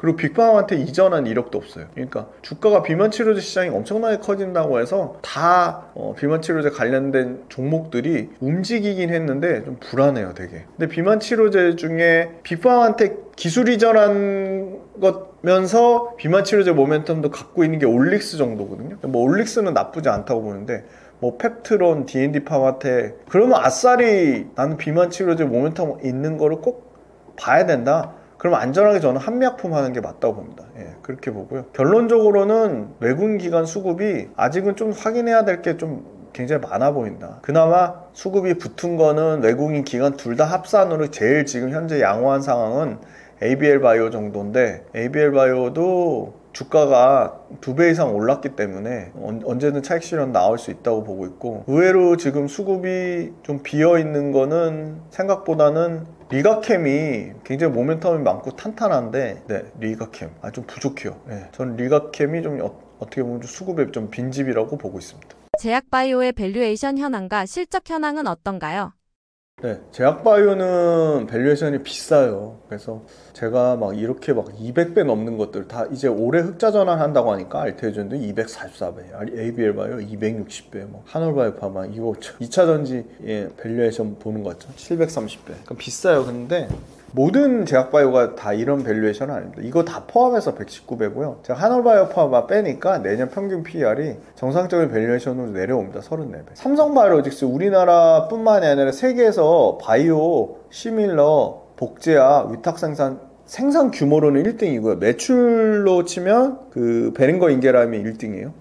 근데 삼성바이오로직스 매출 사이즈로도 베링거 인게라임 제칠 가능성이 있다고 봅니다. 왜냐면 계속 수주가 늘어나고 있어요. 역대급 수주를 갱신하고 있습니다. 그래서 삼성바이오로직스는 내년 PER로 41배인데 평균보다 높죠. 근데 프리미엄 받아도 된다고 봅니다. 왜냐면 삼성바이오로직스는 11월 달에 이제 분할하잖아요. 그럼 삼성바이오로직스랑 삼성바이오에피스를 이제 철저하게 이 글로벌로 바이오의 TSMC죠, 파운드리. 바이오의 파운드리만의 본연의 가치를 이제 인정받을 수 있어요. 그럼 당연히 거기에서 세계 1등으로 지금 위탁 생산을 하고 있는데 그 프리미엄 줘야죠. 근데 바이오 에피스랑 기존에 섞여 있었기 때문에 그걸 완전한 풀밸류를 못 준 거예요. 이해되시죠? 셀트리온이 이제 내년에 30배? 근데 안 싼 것 같아, 이것도 30배. 평균보다 싼데 셀트리온이 그러면 앞으로 얼마나 성장할 수 있을까? 알테오젠이 내년에 와, 영업이익이 엄청나게 늘어나더라고요. 그러니까 기술 이전 받은 거, 마일스톤 받은 거, 이제 그게 이제 본격적으로 이제 흑자 전환돼서 돌아오기 시작하는 거예요. 알테오젠도 이제 돈 버는 바이오 회사가 되는 겁니다. 45배입니다. 유한양이 53배. 전반적으로 다 비싸죠. 근데 돈 제일 잘 버는 SK 바이오팜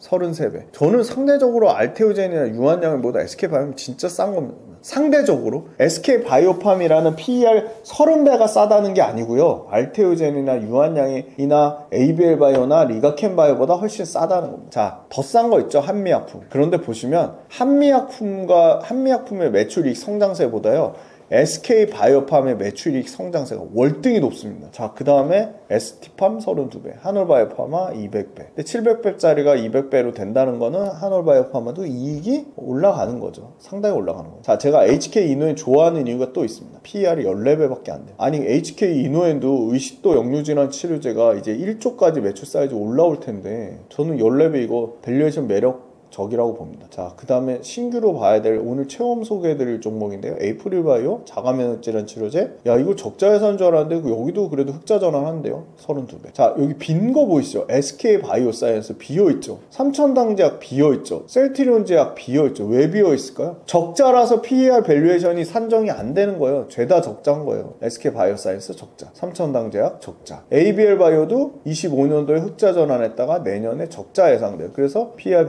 밸류에이션이 없는 겁니다. 에이필 바이오도 반대로 얘기하면 22, 23년도에 적자여서 밸류에이션이 산정이 안 됐다가 PER 밸류에이션 24년도 작년에 흑자 전환하면서 86배로 나온 겁니다. PER 어떻게 구하죠? 너무 심플합니다. 시가총액을 1년에 벌어들이는 단기순이익, 연간 단기순이익으로 나누면 PER 밸류에이션이 나옵니다. 삼성바이오로직스 한번 볼게요. 실제 숫자 한번 보겠습니다. 올해 26% 매출 성장하고 내년에 16%.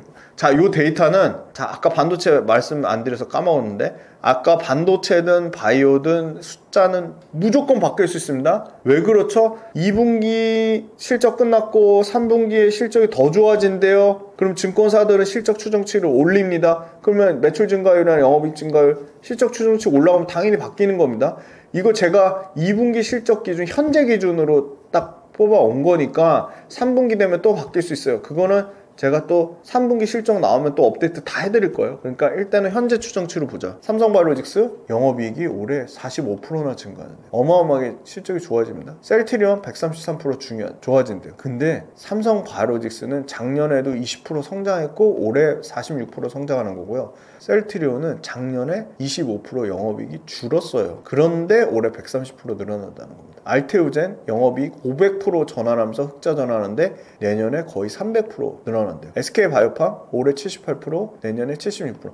단 SK바이오팜도 작년에는 적자 전환했어요. 356% 적자 전환. ABL바이오 와 2100%. 근데 작년에 여전히 적자. 리가켄바이오 올해 57% 영업이익 감소가 예상되어 있네요. 숫자가 요거는 리가켄바이오는 한번 다시 확인해 봐야 될 것 같습니다. 한미약품 올해 내년에 한 13%대 영업이익 증가. 자, HK이노에 볼게요. HK이노엔도 매출단에서는 한 20%대, 영업이익단에서도 한 20%대. 그냥 꾸준히 안정적으로 20%대 성장하죠. 동국제약 매출단에서 한 15%대, 영업이익단에서도 한 15%대. 꾸준히 안정적으로 성장하죠. 삼성바이오로직스가 매출이 작년에 4조대였다면 올해 5조 7천억, 내년에 6조 7천억. 사이즈가 계속 바뀌죠. 왜냐면 수주로 계속 역대급으로 갱신하고 있으니까. 영업이익도 올해 1조 9천억, 내년에 드디어 삼성바이오로직스가 영업이익이 2조가 넘을 것 같아요. 바이오 회사 중에는 압도적으로 1등이죠. 셀트리온도 이익이 좋긴 좋네요. 내년에 1조 6천억까지 늘어난대요. 알테오젠은 올해 1,500억대, 알테오젠도 드디어 작년부터 흑자 전환했잖아요. 내년에 영업이익이 6천억까지 늘어난대요. 이렇게 매출과 이익이 알테오젠 매출 볼까요? 올해 2,500억대에서 내년에 7,200억. 그리고 알테오젠도 27년도 정도 되면 매출이 1조 찍겠죠. 의미가 있죠. 그 다음 SK바이오팜. 여기는 매출이 앞자리가 계속 바뀌죠. 3천억대, 5천억대, 7천억대, 9천억대, 1조대. 영업이익도 900억대, 1800억대, 3000억대. 그죠? 리가켄바이오. 매출은 1200억대, 1500억대, 1900억대. 리가켄바이오 올해까지도 적자고 내년에 200억 정도 흑자 전환할 것으로 보입니다. HK이노엔 볼게요. 영업이익이 600억대, 800억대, 1000억대, 1200억대. 동국제약 800억대, 900억대, 1000억대. 자, 그러면 영업이익 1000억 넘는 회사, 1000억 넘는 제약사 한번 소팅 해볼까요? 그러면 삼성바이오로직스, 셀트리온 빼고 알테오젠이 있고요, 유한양이 있고요, SK바이오팜 있고요. 진짜 없네요. 한미약품, 대웅제약, 그죠? HK이노에, 동국제약 7개밖에 없네요. 이런 회사들 보시는 겁니다. 그러면 매출과 이익 성장률은 어디가 가장 좋냐? 매출 성장률도 저는 SK바이오팜이 탑3 중에 하나, 영업이익 성장률도 탑3 중에 하나. 이익 성장률 가장 큰 거는 압도적으로 1등은 딱 보이시죠? 알테오젠. 매출 성장률 1등도 알테오젠. 근데 시총 대비 규모는 좀 작아요. 1000억에서 2000억 커지는 건 쉽죠. 1조에서 2조 커지는 게 어렵잖아요. SK바이오팜도 5천억대, 7천억대 1조. 알테오젠도 1000억대, 2000억대, 7천억대 1조. 이렇게 커지고 영업이익도 1500억대에서 6천억대, 9천억대 이렇게 커지고 SK바이오팜도 1700억대, 3000억대, 5천억대 이렇게 커집니다. 자, 에이프릴바이오 시총 6천억짜리예요. 올해 매출 170억, 330억. 그리고 영업이익 40억, 170억. 그러니까 에이프릴바이오도 이제 영업이익 흑자 전환해서 자가면역 질환 치료제 기술 이전 성공하고 추가적으로 이제 이 에이프릴바이오 그 파이프라인을 덴마크 회사, 덴마크 생소하죠, 룬드백이라는 회사가 진행하고 있는데 이게 또 확장성이 있어요. 또 다른 파이프라인은 미국 바이오텍인 에보뮤니 하고 있어요. 거기서 이제 기술 이전료가 나온다. 그러면 저는 에이프릴바이오도 영업이익이 요 170억에서 멈추지는 않을 것 같아요. 요 170억. 300억, 500억, 이제 1000억 사이즈로 커질 거라고 봅니다. 그리고 리가켄바이오도 내년에 190억에서 200억 여기서 영업이익 멈추지 않을 것 같아요. 리가켄바이오도 계속 기술 이전료랑 마일스톤이 들어오거든요. 그리고 리가켄바이오도 ABL바이오나 알테오젠 못지않게 추가 빅파마한테 기술 이전 가능성이 가장 높아요. 단일 금액으로 4조 넘게 한 거 ABL 바이오가 단일 금액으로는 최대인데 누적으로 받은 거, 그 다음에 글로벌 빅파마들의 고객수는 리가켄 바이오가 압도적으로 알테오젠이나 ABL 바이오보다 많습니다. 그래서 확률적으로 저는 리가켄 바이오도 이 영업이익 200억 사이즈가 절대 끝이 아니다. 여기도 200억에서 400억, 800억 이렇게 커져가는 그림이라고 보고 있습니다. 그래서 제약바이오는 이 숫자를 보면 기존의 숫자로 말할 수 없는 기업들의 가치가 숫자로 지금 증명되고 있는 과정 중에 있다. 그 선두권에 있는 회사들이 알테오젠, SK바이오팜,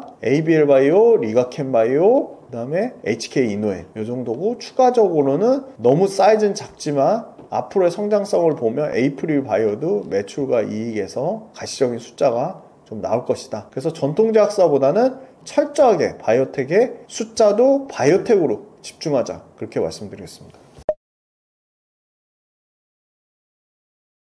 주식 투자는 살아 움직이는 약간 생물체, 유기체 같아서 평상시에 꾸준히 공부를 하셔야 되고요. 저는 약간 그런 거 있잖아요. 뭐 마라톤 할 때 옆에서 페이스메이커 필요하듯이 이 주식 투자 관련돼서 같이 공부하시고 같이 고민하시면 확률적인 성공률을 높일 수 있다고 생각합니다. 그래서 제가 빌리언스 캠퍼스라는 유료 구독 모델을 만들어서 그걸 이제 구독자분들한테 같이 끊임없이 고민하고, 제가 매일매일 업황, 산업, 시황, 수급, 차트, 기업, 그리고 유튜브에서 공개하지 않는 내용을 빌리언스 구독자분들만을 위해서 따로 영상 만들어서 제작을 하고 있거든요. 그래서 뭐 어떻게 보면 한 달 좀 비싼 점심값? 비싼 점심값으로 계속 투자 아이디어 공유하고 그 점심값에 100배, 1000배 이렇게 종잣돈을 키우실 수 있는 기회라고 보고, 빌리언스 캠퍼스 구독 모델을 하시면 저하고 매일매일 소통하실 수 있으니까 많이 좀 관심 가져주셨으면 좋겠고, 저는 이제 최종 크게 보면 이제 그분들하고 이제 같이 기업 탐방도 다니고, 또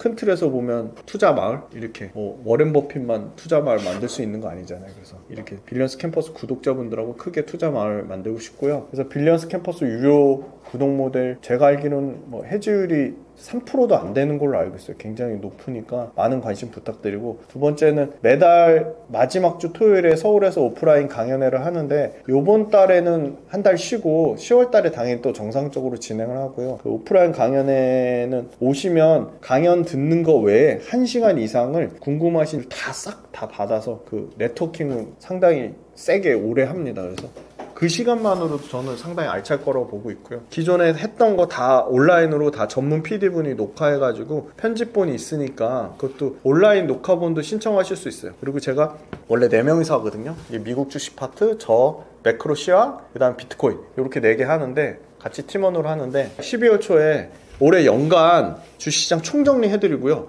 내년에 주도주까지 총정리하고 내년 주도주까지 하는 단독 강연회를 12월 초에 하거든요. 그래서 구독자분들도 단독 강연회 좀 많이 신청해 주셨으면 좋겠고, 최초로 하는 거고요. 아마 그게 강연장 때문에 일찍 신청하시는 분들한테만 슈퍼 얼리버드 혜택을 드려요. 그래서 그게 그냥 점심값 정도? 한 3만원? 네. 최저 비용으로, 그러니까 오시는 장소 대관료만 세팅하는 비용이니까 3만원이고, 그게 아마 끝나면 5만원으로 올라갑니다. 슈퍼 얼리버드 기간이 끝나면. 그래서 그 단독 강연에도 좀 많은 신청 부탁드리고, 아마 단독 강연회랑 빌리언스 캠퍼스 유료 구독 모델은 PD님이 고정 댓글하고 설명란에 아마 달아주실 거니까 그걸로 많은 신청 부탁드리고, 제가 오늘 못해드린 화장품하고 또 계속 시장을 계속 보고 있다가 추가적으로 또 주도주 후보군에 올라올 종목들, 지금 약간 주춤했다가 다시 살아나고 있는 방산이 됐든, 또 제가 좀 보고 있는 로봇, 이것도 다음 달에 빠르면 진짜 빠르면 2-3주 안에라도 업데이트 드리러 또 찾아뵙도록 하겠습니다. 투자하실 때 계속 공부 많이 하시고, 지금 시장이 좋으니까 너무 또 이 분위기에 취해가지고 막